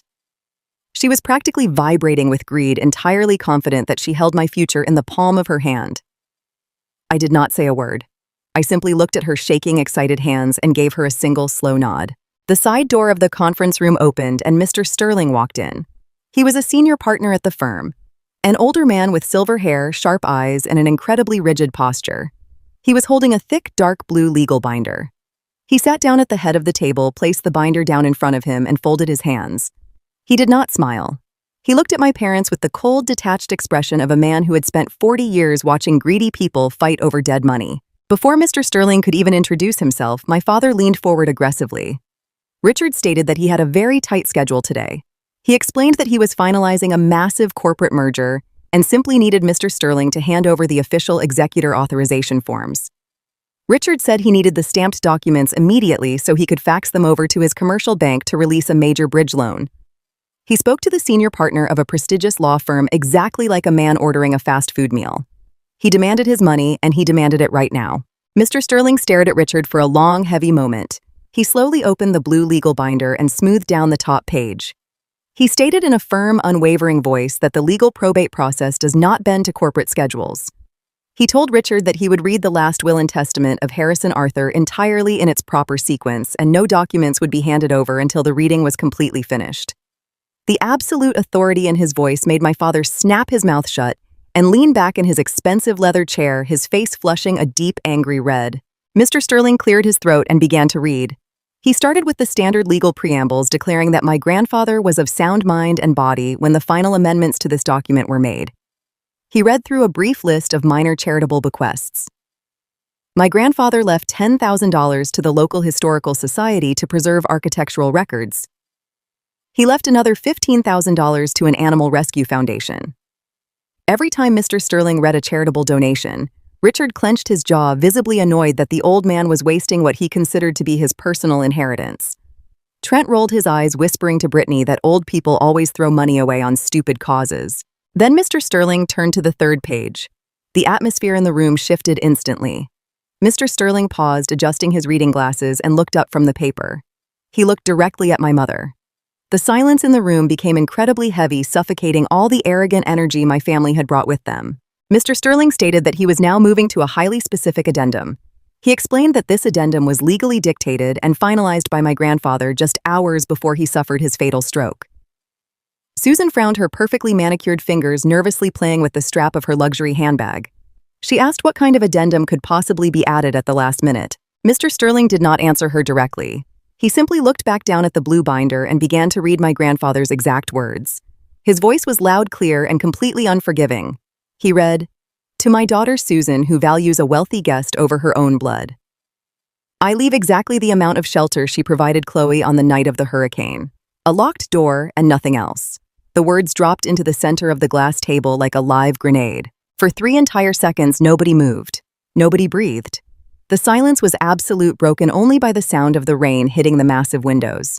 Then all at once, the sheer reality of that single sentence crashed into them. Susan let out a sharp, breathless gasp, pressing her hands flat against the glass table. All the color instantly drained from her face, leaving her looking hollow and terrified. Richard sat completely frozen, his eyes wide, staring blankly at the lawyer as if the man had just spoken in a foreign language. Brittany dropped Trent's hand, her mouth falling open in shock. Susan finally found her voice. It was not the smooth, commanding tone of a wealthy country club hostess. It was a high-pitched, trembling whisper. She stammered out that this was completely impossible. She asked how he could possibly know what happened on the porch that night. She insisted that nobody was there, that the phones were down, and that it was completely private. She frantically looked at Richard, demanding that he say something to fix this. Mr. Sterling calmly reached into the back pocket of the blue binder and pulled out a single sheet of paper. It was a printed photograph. He slid it across the glass table directly toward my mother. Susan picked it up with trembling fingers. I watched her eyes dart across the image, and then I watched her entire world completely shatter. Mr. Sterling explained the photograph with brutal efficiency. He stated that 6 months ago, my grandfather had a discreet high-definition security camera installed directly above the front door of their coastal home. He explained that my grandfather had grown deeply suspicious of Richard's financial activities and wanted to ensure his property was secure. The camera was entirely hardwired and linked directly to a private application on my grandfather's cell phone. Mr. Sterling folded his hands and delivered the final devastating blow. He said that on the night of the Category 4 hurricane, the storm surge triggered the motion sensor on the camera. My grandfather was lying in his bed at the assisted living facility, awake and alert. His phone sent him a notification. He opened the application and watched the entire interaction live in high-definition audio and video. He watched his daughter beg for her life in a deadly storm. He watched Susan look me in the eye and whisper that my sister mattered more. He watched her turn the deadbolt. Mr. Sterling told them that my grandfather was so disgusted by what he witnessed that he immediately called the law firm emergency line. He dictated the final addendum to the estate trust over the phone, legally disinheriting his entire family while the hurricane raged outside. A few hours later, the facility lost power, the temperature dropped, and the stress of the night triggered his massive stroke. But he had lived just long enough to ensure they would never touch a single dime of his legacy. Susan dropped the printed photograph onto the table as if it were burning her skin. She looked down at her hands. They were shaking uncontrollably. The diamond rings she had bought on credit rattled softly against the glass table. She tried to clench her fist to stop the tremors, but she could not control her own body. The absolute panic had taken over. Richard suddenly jumped up from his leather chair, his face purple with absolute rage. He pointed a shaking finger at Mr. Sterling and yelled that this was completely illegal. He screamed that my grandfather was heavily medicated, suffering from severe dementia, and completely legally incompetent to make any binding financial decisions. He yelled that he was the legal power of attorney and that he was entirely in charge of the estate. He slammed his fist down on the table, demanding the executor paperwork right now so he could save his company. Mr. Sterling did not flinch. He simply turned the final page of the blue binder. He looked at my father with a gaze so cold it could freeze boiling water. He stated that Richard was not the executor. He stated that Richard did not hold any legal power of attorney over the estate because the estate no longer existed in a probate format. Mr. Sterling announced the final resolution of the legal documents. He stated that all assets, including the historic 2-acre estate, the fully furnished contents of that home, all associated bank accounts, the private investment portfolios, and the remaining liquid cash trusts, which totaled precisely $4 million, were placed into an irrevocable living trust 8 months ago. He looked directly at me for the very first time since he entered the room. He told the room that the sole uncontested beneficiary and absolute executor of the trust was Chloe. He closed the thick blue binder with a loud, heavy thud that echoed off the mahogany walls. He told my parents that they were legally entitled to absolutely nothing. He informed them that the reading was officially concluded, and he politely asked them to leave his conference room. The air was sucked right out of the room. Trent stared at Brittany in absolute horror, realizing that the $1 million home deposit they just signed, the $50,000 they just stole from the historic house, and his entire financial future had just evaporated into thin air. Brittany began to hyperventilate, clutching her new diamond necklace. Richard stumbled backward, his knees practically buckling under the weight of his own financial fraud. He realized in that exact moment that the $1.5 million bank loan he had applied for was entirely based on collateral that now legally belonged to the daughter he had locked out in a storm. He realized the forged document he submitted to the federal bank was about to be exposed. Susan could not stand up. She remained perfectly still in her chair, her hands shaking so violently that her knuckles repeatedly hit the glass table. She looked across the massive conference table at me. Her eyes were completely wide, silently begging me to say something, begging me to laugh and tell them this was all just a terrible, cruel joke. I sat perfectly still in my charcoal suit. I looked at her shaking hands, then I looked directly into her terrified eyes. I did not smile. I did not yell. I simply looked at the woman who had locked me outside in a deadly hurricane to impress a group of wealthy strangers. I finally possessed everything she wanted, and she possessed absolutely nothing. I picked up my black leather portfolio, stood up from my chair, and prepared to drop the final crushing weight of federal justice directly onto their heads. The silence in the conference room shattered into a million jagged pieces. Total unhinged chaos erupted the exact second the senior partner closed the thick blue binder. Richard lunged forward, his hands slamming down onto the heavy glass table with such violent force that the crystal water pitchers rattled. He screamed that the entire document was a complete and utter fabrication. His face morphed into a dark, dangerous shade of purple, the veins in his neck bulging aggressively against his crisp white collar. He pointed a trembling finger directly at Mr. Sterling, roaring that my grandfather had been suffering from advanced dementia for years and was completely legally incompetent. Richard yelled that he was going to sue the prestigious law firm into the ground, that he would have the senior partner disbarred for gross malpractice, and that he would spend every last dime he had to drag this fraudulent document through the federal court system until it was torn to shreds. Susan was no longer sitting perfectly upright like a wealthy, untouchable socialite. She collapsed forward, burying her face in her hands, her shoulders heaving with massive, ugly, theatrical sobs. She kept repeating my grandfather's name, crying out that he could not possibly do this to her, claiming that she was his favorite child and his own flesh and blood. When crying did not change the lawyer's cold expression, she suddenly snapped her head up and looked directly at me. Her makeup was running down her face in dark, messy streaks, her eyes wide with a frantic, animalistic desperation. She reached across the glass table, her fingers clawing at the empty space between us, and begged me to tell Richard that this was all just a terrible mistake. She pleaded with me to publicly refuse the inheritance right now. She tried to gaslight me in front of the entire room, claiming that I knew my grandfather was delusional and that I was too morally grounded to steal my own sister's future. The absolute audacity was staggering. The woman who had literally locked me outside in a catastrophic hurricane was now begging for my mercy, weaponizing the concept of family loyalty that she had completely destroyed. Brittany was violently hyperventilating on the other side of the table. She clutched her massive new diamond necklace, her chest heaving as she stared at Trent in pure, unadulterated panic. Trent did not look at her. He was staring blankly at the mahogany wall. The arrogant color completely drained from his face. The reality of his situation was crashing down on his shoulders in real time. He had just signed a non-refundable $200,000 cash deposit on a newly constructed $1 million house. He had planned his entire financial future around my grandfather's money. Now he was engaged to a woman whose family was utterly broke, and the massive safety net he thought he had secured was gone. I did not say a single word. I did not justify my grandfather's decision, and I certainly did not offer them any comfort. I picked up my black leather portfolio from the table, turned my back on their screaming and crying, and calmly walked out of the conference room. I did not look back. I walked down the quiet, thickly carpeted hallway, stepped into the waiting elevator, and pressed the button for the lobby. The heavy metal doors slid shut neatly, severing the sound of my father screaming my name. I walked out of the towering glass lobby of the law firm and stepped out into the cold, driving rain. The violent storm from the hurricane had passed weeks ago, but the coastal weather remained gray and volatile. I opened my black umbrella and walked across the dark, slick asphalt of the parking garage toward my compact rental car. The rhythmic sound of the rain hitting the concrete was incredibly peaceful after the explosive tension of the law office. But before I could even reach into my coat pocket for my car keys, I heard the rapid, heavy slapping of leather shoes hitting the wet pavement directly behind me.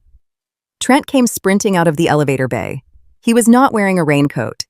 His expensive designer dress shirt was already soaked through, clinging tightly to his chest. His face was twisted into a mask of pure, arrogant rage. He did not look like the polished, wealthy fiancé anymore. He looked like a cornered, desperate animal. He shouted my name, his voice echoing loudly and aggressively against the massive concrete pillars of the parking garage. I kept walking, ignoring him entirely. Trent sprinted forward and forcefully planted his large frame directly in front of my car, physically blocking the driver's side door. He slammed his open hand down heavily onto the metal hood of my rental vehicle, demanding that I stop and look at him right now. I stopped, keeping my umbrella perfectly steady over my head. I looked him dead in the eye, my expression completely blank and devoid of any fear. Trent pointed a thick finger directly at my face, stepping so uncomfortably close that I could smell the expensive, spicy cologne washing off his neck in the heavy rain. He told me that I was going to turn around, march right back up to that office and fix this colossal mess immediately. He aggressively stated that his powerful father had just committed massive corporate resources to Richard's logistics business, strictly based on the estate collateral. He told me that if I did not sign that $4 million trust over to my father today, his family was going to personally and systematically destroy my entire life. He sneered, his upper lip curling in profound disgust.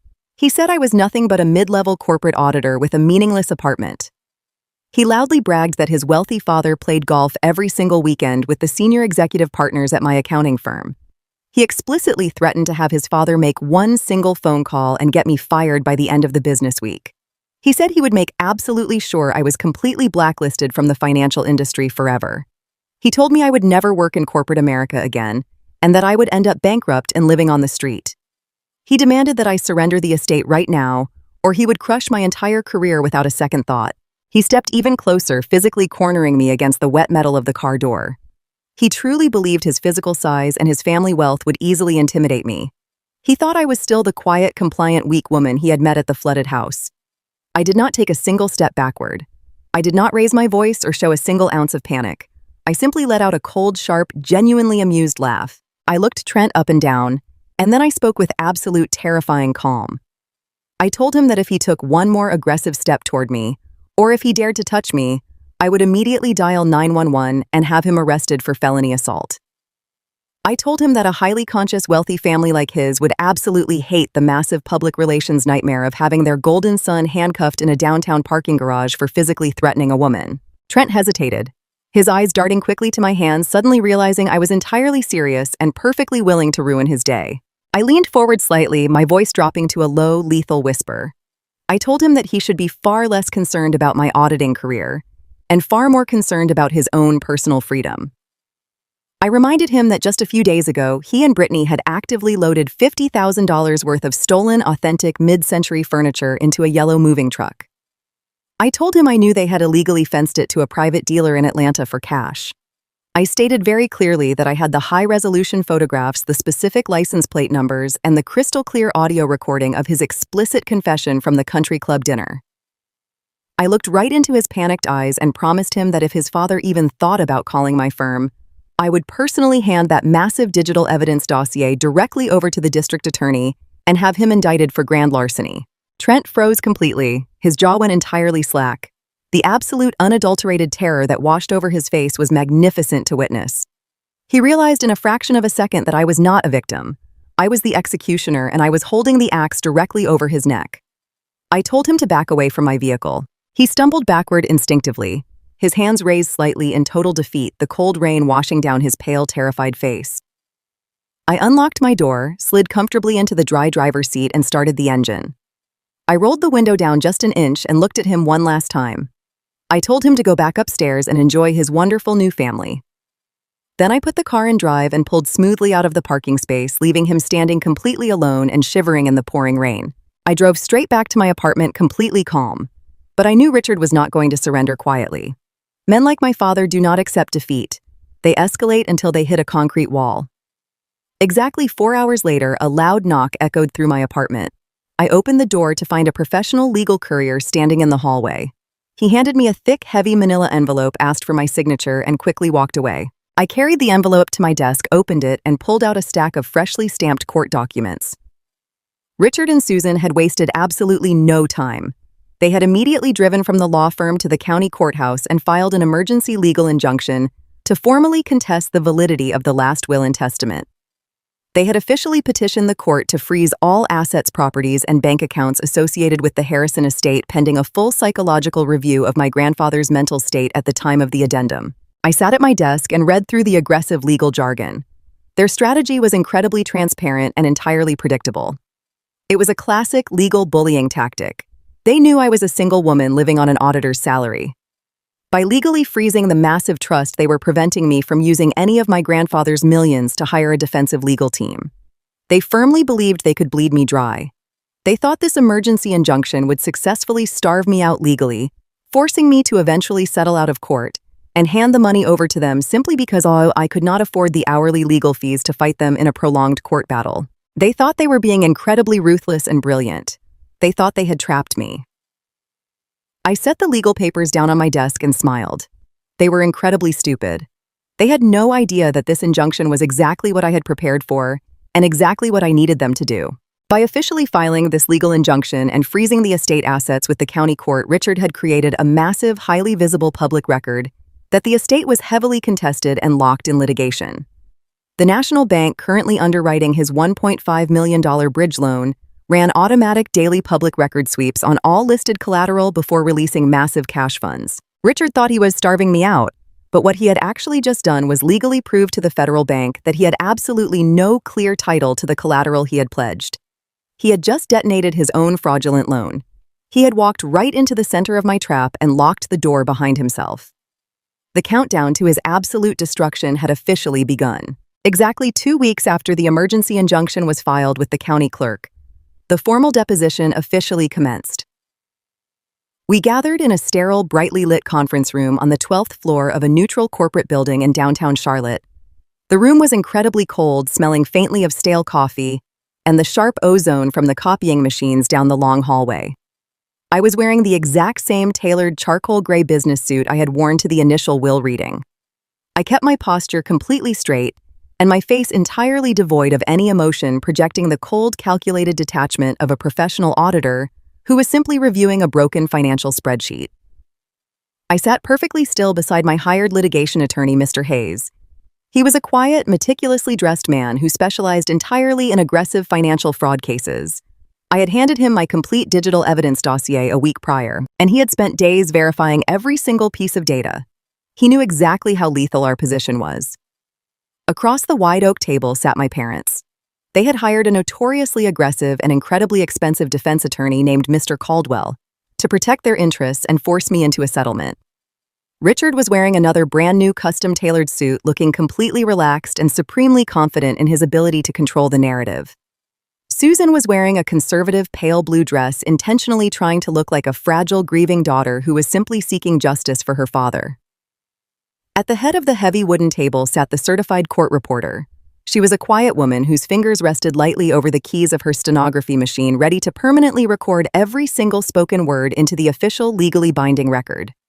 There was no judge present in the room, but the rules of perjury applied with the exact same massive weight as a federal courtroom.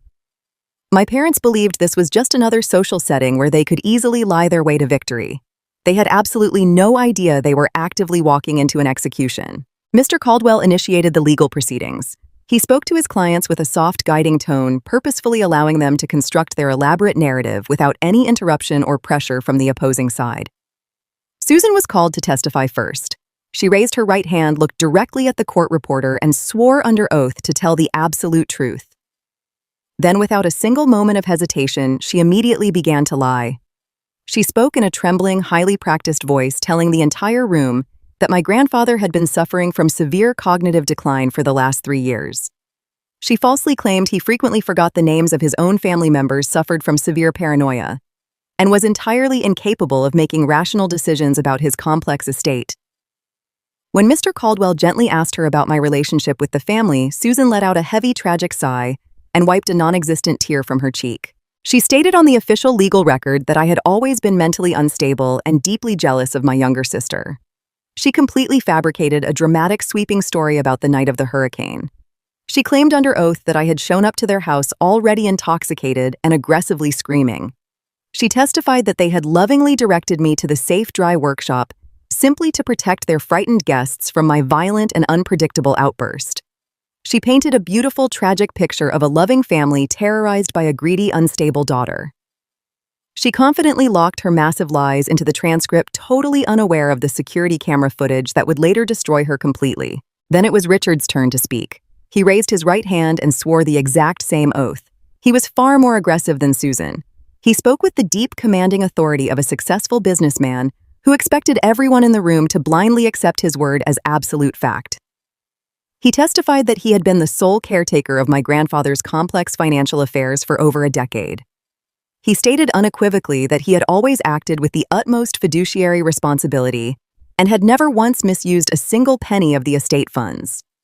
Mr. Caldwell specifically asked him if he had respected the physical property of the estate following the tragic passing of his father-in-law. Richard crossed his arms and looked directly at me with a smug, arrogant smile. He stated clearly that the historic house had been securely locked down and entirely untouched since the funeral. He swore that he and his family had simply wanted to preserve the legacy of the great man and that absolutely nothing of value had been removed from the premises. He dug his own grave with a silver shovel, firmly locking his perjury into the sworn legal transcript. He believed his confident delivery was enough to make his lies the official truth. When Mr. Caldwell proudly finished his questioning, he leaned back in his expensive leather chair and gestured for my lawyer to take the floor. He looked at Mr. Hayes with a dismissive smirk, clearly believing that my quiet attorney had absolutely nothing to work with. Mr. Hayes did not stand up. He did not raise his voice. He simply opened a thick brown manila folder sitting on the table in front of him. He looked directly at Richard and asked him to explicitly clarify his previous statement for the record.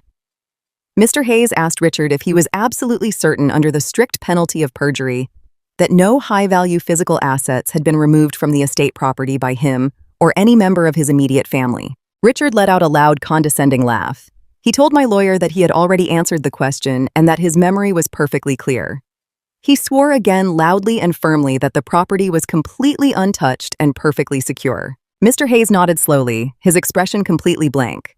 He reached into the brown folder and pulled out a stack of glossy, high-resolution 8x10 photographs. He carefully arranged them in a neat row, ensuring that the visual impact was completely inescapable for everyone sitting at the table. He slid the first photograph across the smooth oak table directly toward Mr. Caldwell. He formally introduced it into the legal record as Exhibit A. It was the crystal-clear image I had taken from the bushes showing the massive yellow moving truck parked in the driveway of the historic estate. Mr. Hayes then slid the second photograph across the table. This one showed Brittany and Trent actively carrying the expensive, authentic mid-century walnut credenza down the front steps of the house. The final photograph showed the clear license plate of the truck and the smiling faces of my sister and her fiancé standing right next to the stolen property.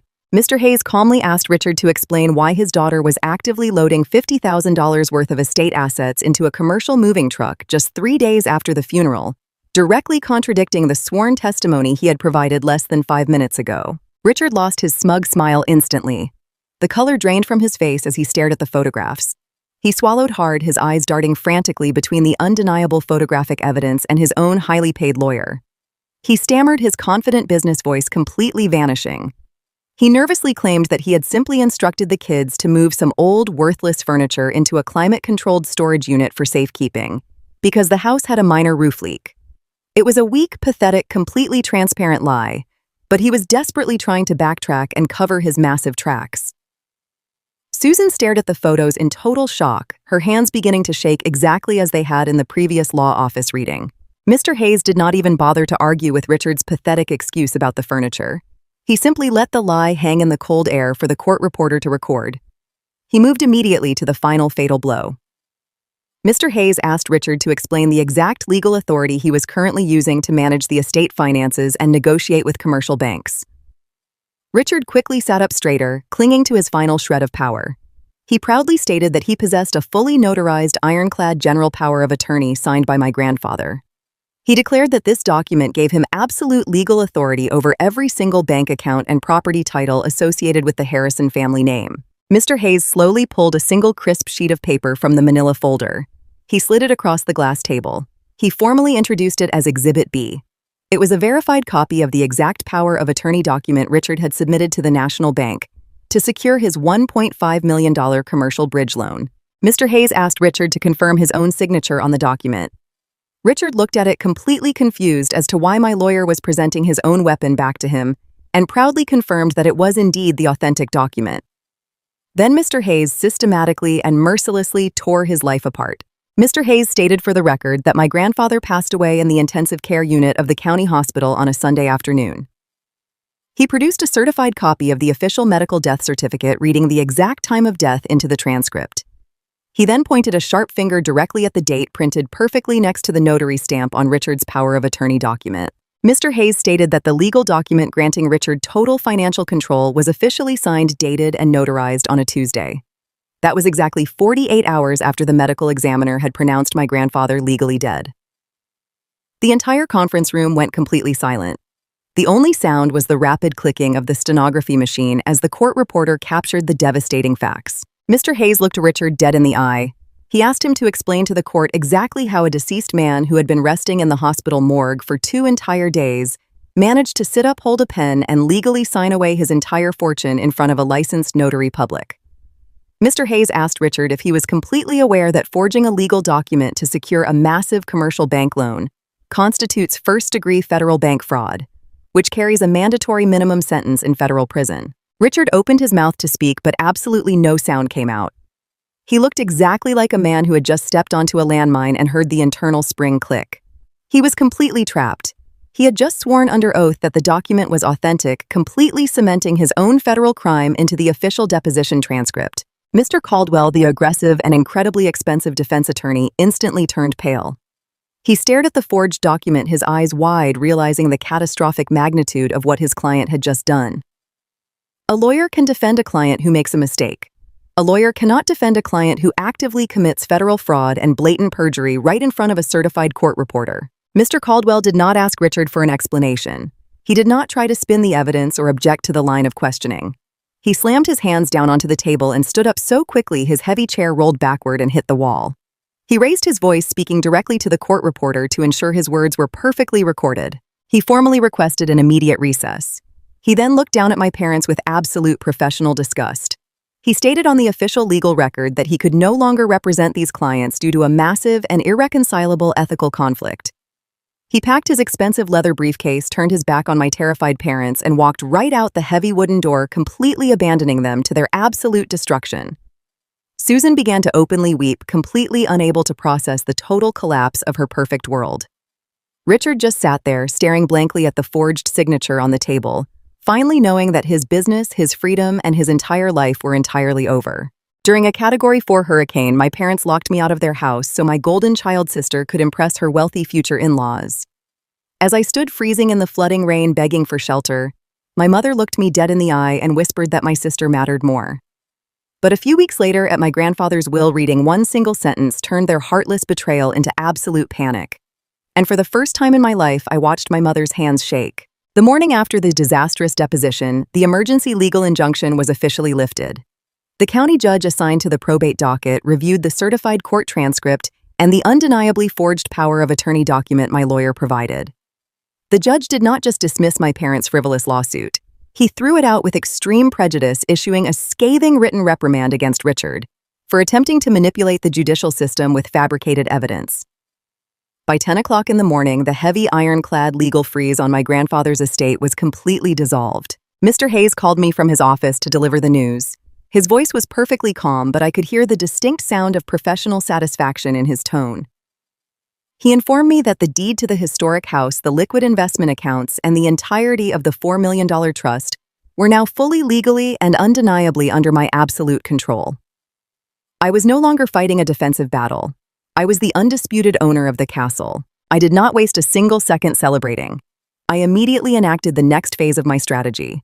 I packaged a certified copy of the deposition transcript specifically highlighting Richard's sworn admission of perjury and the forensic evidence of his backdated signature.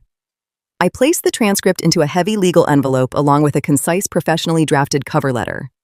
I sent it directly to the senior commercial underwriter at the National Bank, who was currently holding Richard's $1.5 million bridge loan in escrow.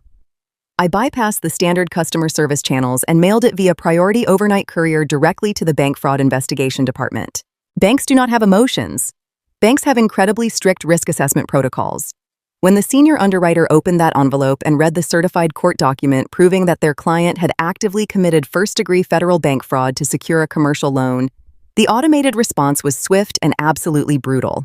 The bank did not just decline the $1.5 million loan. They triggered an immediate catastrophic financial lockdown.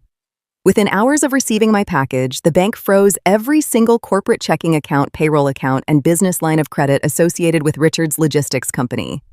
They issued an immediate demand for the repayment of his previous outstanding debts, exercising a standard legal clause that allows them to call in all active loans if the borrower is found guilty of fraudulent misrepresentation. Richard's entire company, which was already gasping for air, was instantly suffocated. The financial collapse happened at the exact speed of a digital wire transfer. Richard tried to run his corporate payroll on Thursday afternoon, completely unaware that the bank had slammed the door shut. The automated clearinghouse immediately rejected the massive batch of direct deposits. Hundreds of his truck drivers, warehouse workers, and office staff received notifications that their paychecks had bounced. The logistics company simply ceased to function. Suppliers cut off their credit lines. Fuel vendors locked their accounts. The massive house of cards my father had spent a decade building collapsed into dust in a matter of hours. But the absolute best part of the destruction was the incredible social domino effect it triggered. Richard had sold his entire fake empire to Trent's wealthy family on the strict promise that his massive influx of estate cash was arriving any day. Trent's father had eagerly agreed to the corporate merger because he believed Richard was bringing millions of dollars in liquid capital to the table. However, what my parents did not know was that Trent's family was running a massive financial facade of their own. Trent's father was not the brilliant, untouchable corporate titan he pretended to be. His own manufacturing business was heavily leveraged and failing miserably. Trent's family had rented that massive luxury beachfront house during the hurricane, not because they were celebrating, but because they were trying to hide the fact that their primary residence was currently facing quiet foreclosure proceedings in their home state. They were essentially high-class gold diggers desperately looking for a naive, wealthy family to bail them out of their own disastrous debts. They needed Richard's fake inheritance money just as badly as Richard needed their fake social prestige. When the National Bank froze Richard's accounts, the news traveled through the commercial financial sector incredibly fast. Trent's father received a panicked phone call from his own creditors informing him that his primary merger partner was completely insolvent and currently under investigation for federal bank fraud. The wealthy, snobbish facade instantly evaporated. Trent's family realized they had chained themselves to a sinking ship. They did not react with grace or understanding. They reacted with the vicious, cutthroat survival instincts of desperate people. They completely turned on my family. While Richard was sitting in his dark, quiet office, desperately trying to call a criminal defense attorney with a credit card that was already declining, Brittany was completely oblivious to the apocalypse happening around her. She was standing on a velvet pedestal in an exclusive, wildly expensive bridal boutique in the wealthiest district of the city. She was surrounded by massive gilded mirrors, wearing a custom-designed silk wedding gown that cost more than my entire yearly salary. The boutique attendants were fussing over the intricate lace train, offering her glasses of complimentary champagne. She was spinning slowly in the heavy dress, admiring her own reflection, utterly convinced that she was about to step into a perfect, wealthy fairy tale. Trent walked into the boutique. He did not look like an adoring groom coming to surprise his beautiful bride. He looked incredibly angry, his jaw clenched so tightly the muscles fluttered under his skin. He was wearing dark sunglasses and a plain dark jacket, looking over his shoulder as if he expected the police to be following him. Brittany let out a loud, excited squeal when she saw him in the mirror. She turned around, ignoring the boutique attendants who quietly told her the groom was not supposed to see the dress before the wedding day. She held her arms out, demanding that he tell her how gorgeous she looked. She asked him if he thought the imported Italian lace was worth the massive rush fee they had charged his father's credit card. Trent did not smile. He did not step forward to embrace her. He walked right up to the velvet pedestal, his face completely cold and rigid. He told her she needed to take the dress off immediately. His voice was low, sharp, and dripping with absolute contempt. Brittany laughed nervously, completely misreading his tone. She playfully slapped his shoulder and told him he was ruining the surprise. She asked if he was stressed about the catering menu again, reminding him that her father was paying for the entire country club reception anyway. Trent looked at her with pure, unadulterated disgust. He told her that her father was not paying for anything because her father was completely broke and about to go to federal prison. Brittany froze. The excited smile slowly slipped off her face. She lowered her arms, the heavy silk fabric of the dress pooling around her feet. She asked him what he was talking about. She asked him if this was some kind of terrible joke. Trent did not answer her question. Instead, he reached out and grabbed her left hand. His grip was tight, completely devoid of any affection. He looked down at the massive, sparkling diamond engagement ring sitting on her finger. He coldly informed her that the diamond was a family heirloom, completely ignoring the fact that he had previously bragged about buying it custom from a private jeweler in New York. He said his mother needed it back for a highly important insurance appraisal. Before Brittany could even process the bizarre request or argue with him, Trent physically pulled the heavy gold band right off her finger. The diamond slid away, leaving a pale indentation on her skin. He dropped the expensive ring into his deep jacket pocket. He stepped back from the velvet pedestal. He looked at her standing there in the wildly expensive wedding gown, surrounded by the wealthy trappings she thought she had secured. He told her that his family was completely canceling the merger, canceling the catering contracts, and completely severing all ties with her fraudulent father. Brittany began to shake. She stepped forward, the heavy lace train pulling uncomfortably against the boutique carpet. She reached out toward him, her voice rising in a frantic, desperate panic. She begged him to stop and explain what was happening. She asked about their honeymoon in Greece.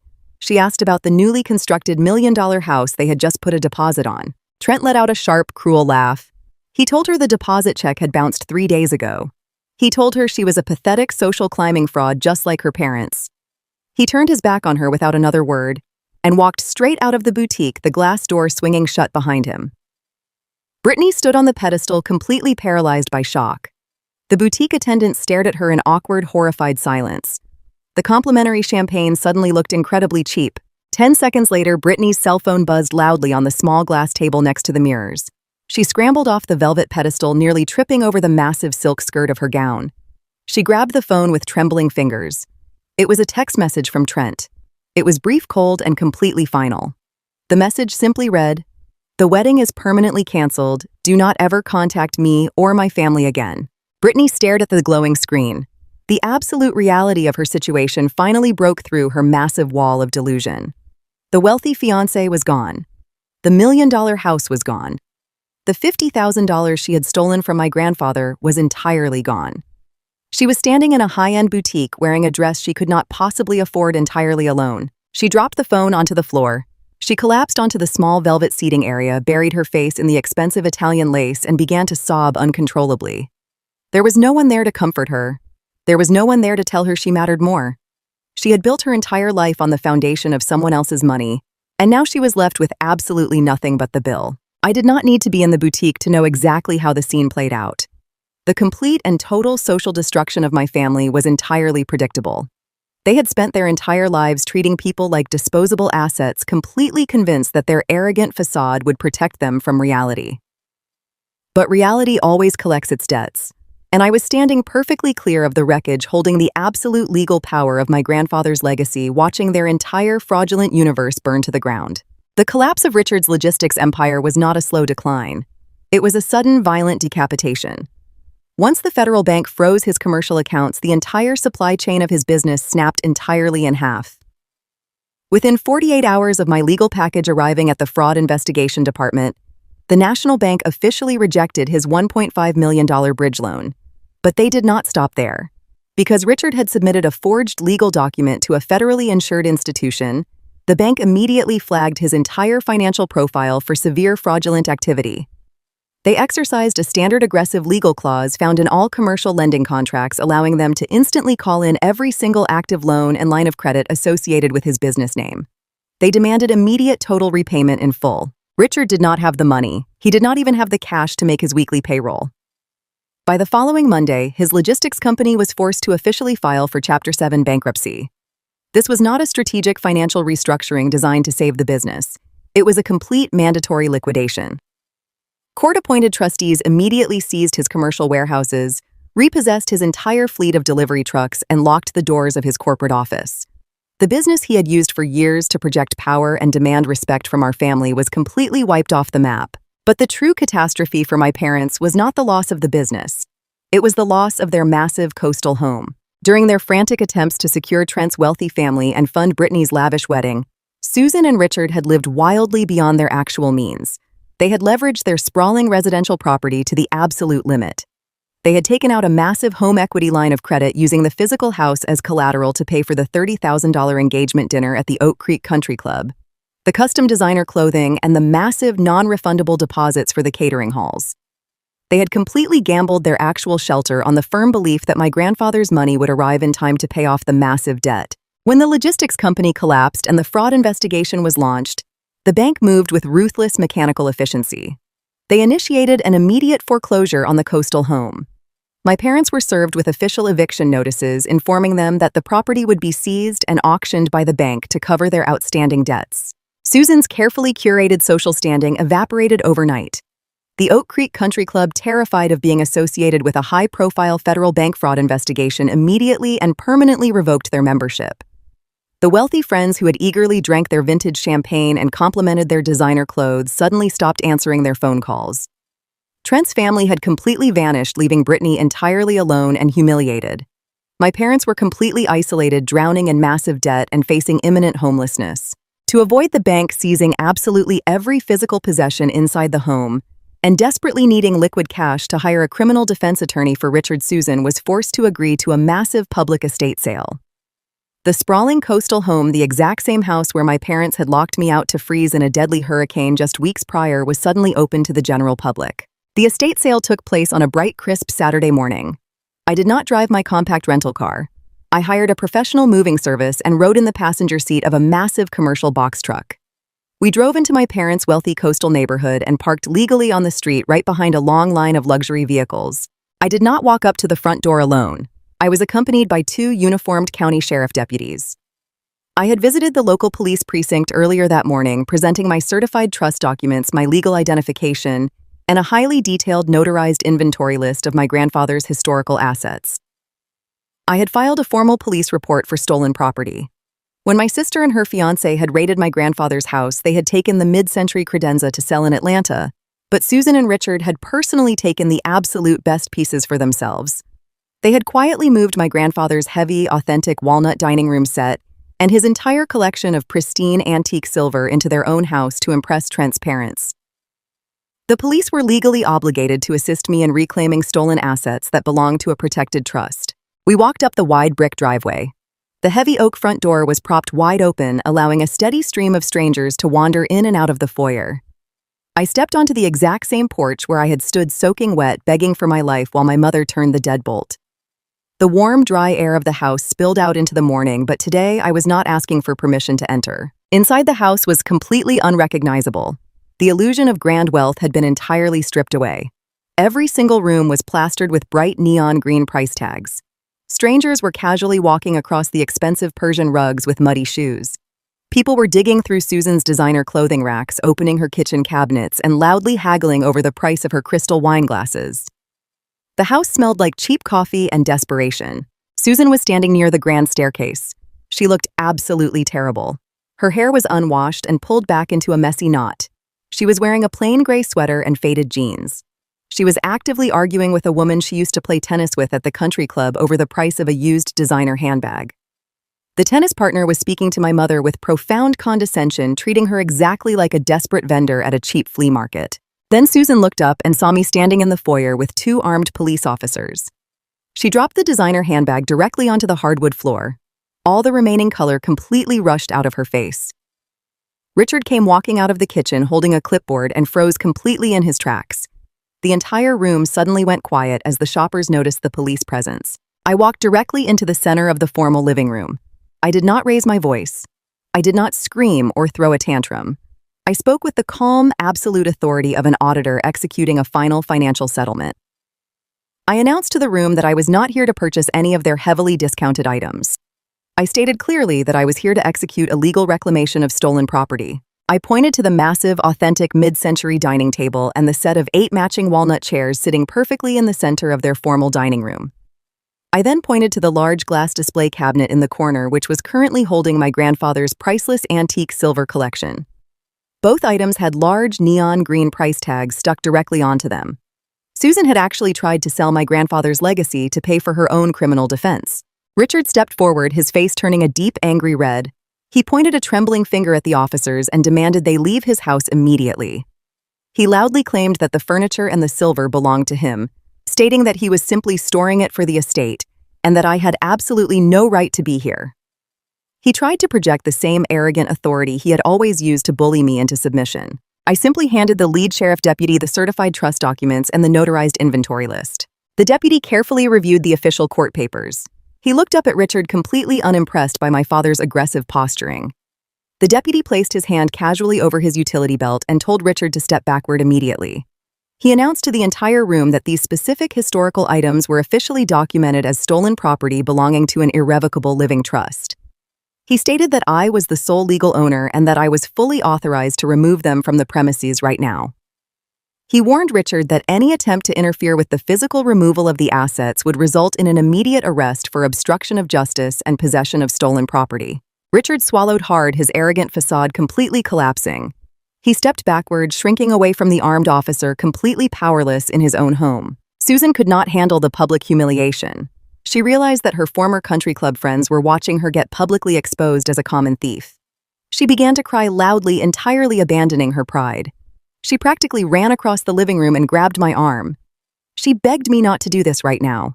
She pleaded with me to wait until the estate sale was over, claiming that she needed the money from the silver to pay the lawyers so my father would not go to federal prison. She whispered frantically that we were family and that I was humiliating her in front of her friends. I looked down at her hand, grasping my sleeve. I reached out and calmly removed her fingers from my arm, pushing her away just as she had pushed me away on the night of the hurricane. I looked her directly in the eyes. I told her that she did not have any friends left in this room. I told her these people were just wealthy vultures picking at the rotting carcass of her completely fake life. I reminded her of the exact words she had whispered to me through the crack in the door while the floodwater rose over my knees. I told her that her social standing mattered less to me than the dirt on my shoes. I turned away from her and directed the professional movers to bring their heavy dollies into the dining room. I stood in the center of the house and watched as the movers systematically dismantled my parents' remaining dignity. They carefully wrapped my grandfather's beautiful walnut chairs in thick protective blankets and rolled them right out the front door. They packed the antique silver collection into secure padded boxes, taking the most valuable items out of the house right in front of the bargain hunters. Susan collapsed onto the bottom step of the grand staircase, burying her face in her hands and sobbing uncontrollably. Richard stood perfectly still in the corner of the room, staring blankly at the empty space where the dining table used to be. The shoppers murmured quietly among themselves, thoroughly enjoying the spectacular downfall of the family who had always looked down on them. When the last piece of stolen furniture was securely loaded into the commercial box truck, I thanked the sheriff deputies for their time and their absolute professionalism. I did not look back at my parents. I did not need to see their tears or hear their apologies.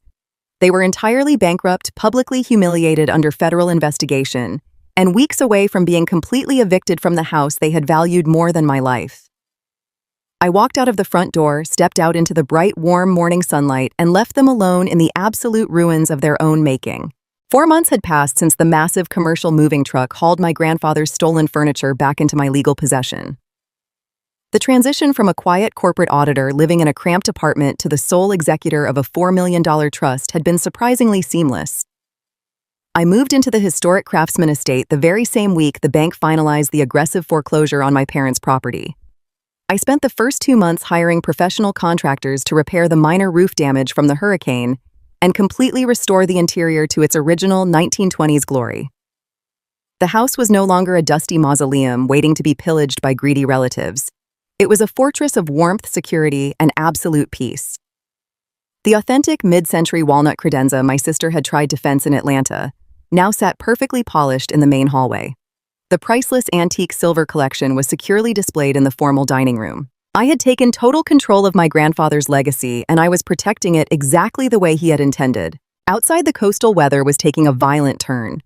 It was late November, and a massive freezing storm system had rolled in off the Atlantic Ocean. It was not a hurricane, but it was a brutal, punishing coastal storm.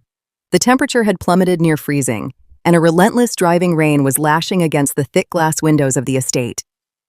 The wind howled through the old-growth oak trees in the front yard, ripping the dead leaves from their branches and throwing them aggressively against the heavy wooden siding of the house. I was sitting in my grandfather's comfortable leather armchair in the main living room. The massive stone fireplace was roaring, filled with thick logs of dried hickory that crackled loudly and cast a deep, warm orange glow across the polished hardwood floors. I was wearing a thick wool sweater and holding a hot mug of dark roast coffee. I was completely safe, totally insulated from the freezing chaos raging just on the other side of the thick walls. The silence in my life over the last few months had been profound. Richard was currently sitting in a federal holding facility awaiting his final sentencing hearing for first-degree bank fraud and perjury. His expensive defense attorney had permanently abandoned him, and the public defender assigned to his case had immediately advised him to take a plea deal. He was facing a mandatory minimum of 5 years in a federal penitentiary. Susan and Brittany had been officially evicted from their sprawling coastal home by the National Bank. With no country club friends willing to answer their phone calls and absolutely no cash reserves left, they had simply vanished into the lower economic tiers of the city, bouncing between cheap residential motels until the last of their credit cards were completely declined. The heavy brass grandfather clock in the hallway chimed 8 times. I took a slow sip of my coffee, savoring the bitter warmth, and reached for the novel resting on the side table. Then the sharp, sudden ringing of the front doorbell echoed loudly through the quiet house. I froze.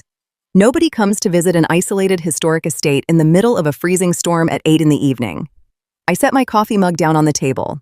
My cell phone resting on the arm of the leather chair lit up with a bright notification. It was the exact same high-definition security application my grandfather had used on the night of the hurricane. The motion sensor mounted above my front door had been triggered. I picked up the phone and opened the live video feed. The camera displayed the wide covered brick porch illuminated by the harsh yellow glow of the security floodlight. Standing directly in front of my heavy oak door were 2 women. The rain was blowing sideways across the porch, soaking them completely. I zoomed the camera in slightly. It was Susan and Brittany. Behind them, parked illegally on the grass near the edge of my driveway, was a severely rusted, incredibly cheap compact car. The windows of the vehicle were completely fogged over, but I could clearly see that the entire back seat and the trunk were violently overstuffed with shiny black plastic garbage bags. They did not have luxury leather luggage anymore. They had stuffed their remaining worldly possessions into trash bags. They had completely hit rock bottom. The eviction was absolute, the money was entirely gone, and the wealthy facade was completely shattered. They had nowhere else to go. I stared at the glowing screen of my phone for a long, heavy moment. I felt my heart beat in a slow, steady rhythm. There was no panic, there was no residual anger, there was just a profound, chilling sense of absolute finality. The universe had engineered a perfect, inescapable circle. I stood up from the warm leather armchair. I walked slowly out of the living room, leaving the roaring fire behind me, and moved down the long, dimly lit hallway toward the foyer. The sound of the freezing rain battering the front of the house grew louder with every step I took. I reached the heavy oak front door. I did not ask who was there. I reached out, grabbed the cold brass handle, and pulled the door open. The freezing wind immediately ripped into the warm foyer, carrying the sharp, bitter smell of wet asphalt and dead pine needles. Susan and Brittany stood on the wet brick porch, shivering violently. The visual transformation was absolutely staggering. Susan was not wearing a pristine cashmere sweater or heavy diamond earrings. She was wearing a cheap, thin nylon raincoat that offered absolutely no protection against the freezing temperature. Her hair, which used to be perfectly styled at an expensive salon every single week, was plastered to the sides of her face in dark, wet, tangled strands. Her expensive leather shoes were gone, replaced by worn-out canvas sneakers that were completely soaked through with muddy water. Brittany stood slightly behind her mother. The golden child, the woman who had demanded $1 million house and a $50,000 wedding, looked completely hollowed out. She was wearing a faded, oversized sweatshirt that was entirely soaked with rain. She was hugging her own chest, her teeth chattering so loudly I could hear it over the howling wind. She did not look at me. She kept her eyes glued to the wet brick floor, completely broken by the reality of her own poverty. She had lost her wealthy fiancé, her massive diamond ring, and her entire future in the span of a single afternoon, and the sheer weight of that loss had completely crushed her arrogant spirit. Susan looked up at me. Her face was pale and drawn, the deep lines of stress and exhaustion heavily etched around her eyes. She did not look like a wealthy socialite hosting a country club dinner. She looked like a desperate, terrified woman begging for her actual physical survival. She opened her mouth to speak, but her voice cracked, coming out as a harsh, wet whisper. She told me they had lost the motel room. She said Richard had completely drained their final shared bank account to pay a retainer for a cheap defense lawyer before his accounts were frozen, leaving them with absolutely nothing. She told me they had been sleeping in that rusted compact car for the last 3 nights. I stood in the doorway, perfectly dry, the warm air of the estate rushing past me to hit their freezing faces. I did not invite them inside. I did not offer them a towel. I simply looked at them. Susan reached out with a trembling hand, her wet fingers stopping just an inch from the fabric of my thick wool sweater. She did not dare to actually touch me. She looked past my shoulder, staring hungrily into the warm, beautifully lit hallway of my grandfather's house. She saw the polished wood, the expensive rugs, and the absolute security that I possessed. She began to cry. It was not the loud, theatrical, fake sobbing she had used in the law firm conference room to try and manipulate the attorney. It was a pathetic, ugly, genuine weeping born from pure physical suffering and total desperation. She begged me for a room. She pleaded with me, her voice rising above the roar of the storm. She said they just needed to come inside and get warm for one single night. She claimed they had absolutely nowhere else to go and no one else to call. She told me the car heater was broken and they were going to freeze to death if they had to sleep in the parking lot again. Then she attempted to deploy the exact same weapon she had used to abuse me my entire life. She tried to weaponize the concept of family. Susan cried out that I was her daughter. She swore that she loved me, claiming that all the terrible things that happened in the past were just massive misunderstandings caused by Richard's extreme financial stress. She begged me to find it in my heart to forgive them. She said family must always protect family when things get difficult. She practically dropped to her knees on the wet brick porch, demanding that I show her the grace and the mercy that she completely believed she was entitled to receive. I stood perfectly still in the doorway of my massive, secure fortress. I looked down at my mother crying in the freezing rain. I looked at my sister shivering uncontrollably in her soaked clothes. The visual perfectly echoed the night of the hurricane. I did not feel a single ounce of pity. I did not feel any sudden urge to be the bigger person. The universe had perfectly recreated the exact scenario they had forced upon me. They were standing on the wrong side of a heavy wooden door in a deadly storm, begging for shelter from a person who held all the power. I remembered the terrifying cold of the flooded driveway. I remembered the heavy, suffocating smell of the old cinderblock workshop. I remembered sitting on a wooden crate wrapped in moving blankets, shivering violently while my family kept artificial silk flowers warm with a space heater. I remembered the absolute crystal-clear look of pure disgust on my mother's face when she told me I was a liability, and that I was going to ruin their fake social event. I did not scream at them. I did not curse or raise my voice to match the howling wind. I did not waste my breath explaining the concept of karmic justice to people who were fundamentally incapable of understanding their own cruelty. I looked directly into my mother's terrified, desperate eyes. I matched the exact same cold, flat, utterly dismissive tone she had used on me all those months ago. I simply said, "You matter less tonight." Susan gasped, her eyes widening in absolute horror as she recognized her own vicious words being handed directly back to her. She lunged forward desperately, trying to grab the edge of the heavy oak door to stop me from closing it. But I was faster, and I was completely unforgiving. I pushed the heavy door shut with a solid, definitive force. The thick wood slammed securely into the doorframe, instantly cutting off the sound of my mother's screaming voice and the howling wind. I reached up and grasped the heavy brass deadbolt. I turned it slowly and deliberately. The heavy metal lock slid into the reinforced steel frame with a loud, absolute final click. I stood in the silent, perfectly warm foyer for a few seconds. The house was completely secure. The storm was locked outside, and the toxic parasites who had spent my entire life trying to destroy my spirit were finally permanently erased from my existence. I turned away from the front door. I walked slowly down the beautiful, dimly lit hallway, my footsteps completely silent against the thick Persian rugs. I returned to the main living room, sat back down in my grandfather's comfortable leather armchair, and picked up my hot coffee. I watched the flames dance in the stone fireplace, feeling completely whole, completely untouchable, and entirely at peace, fade to black.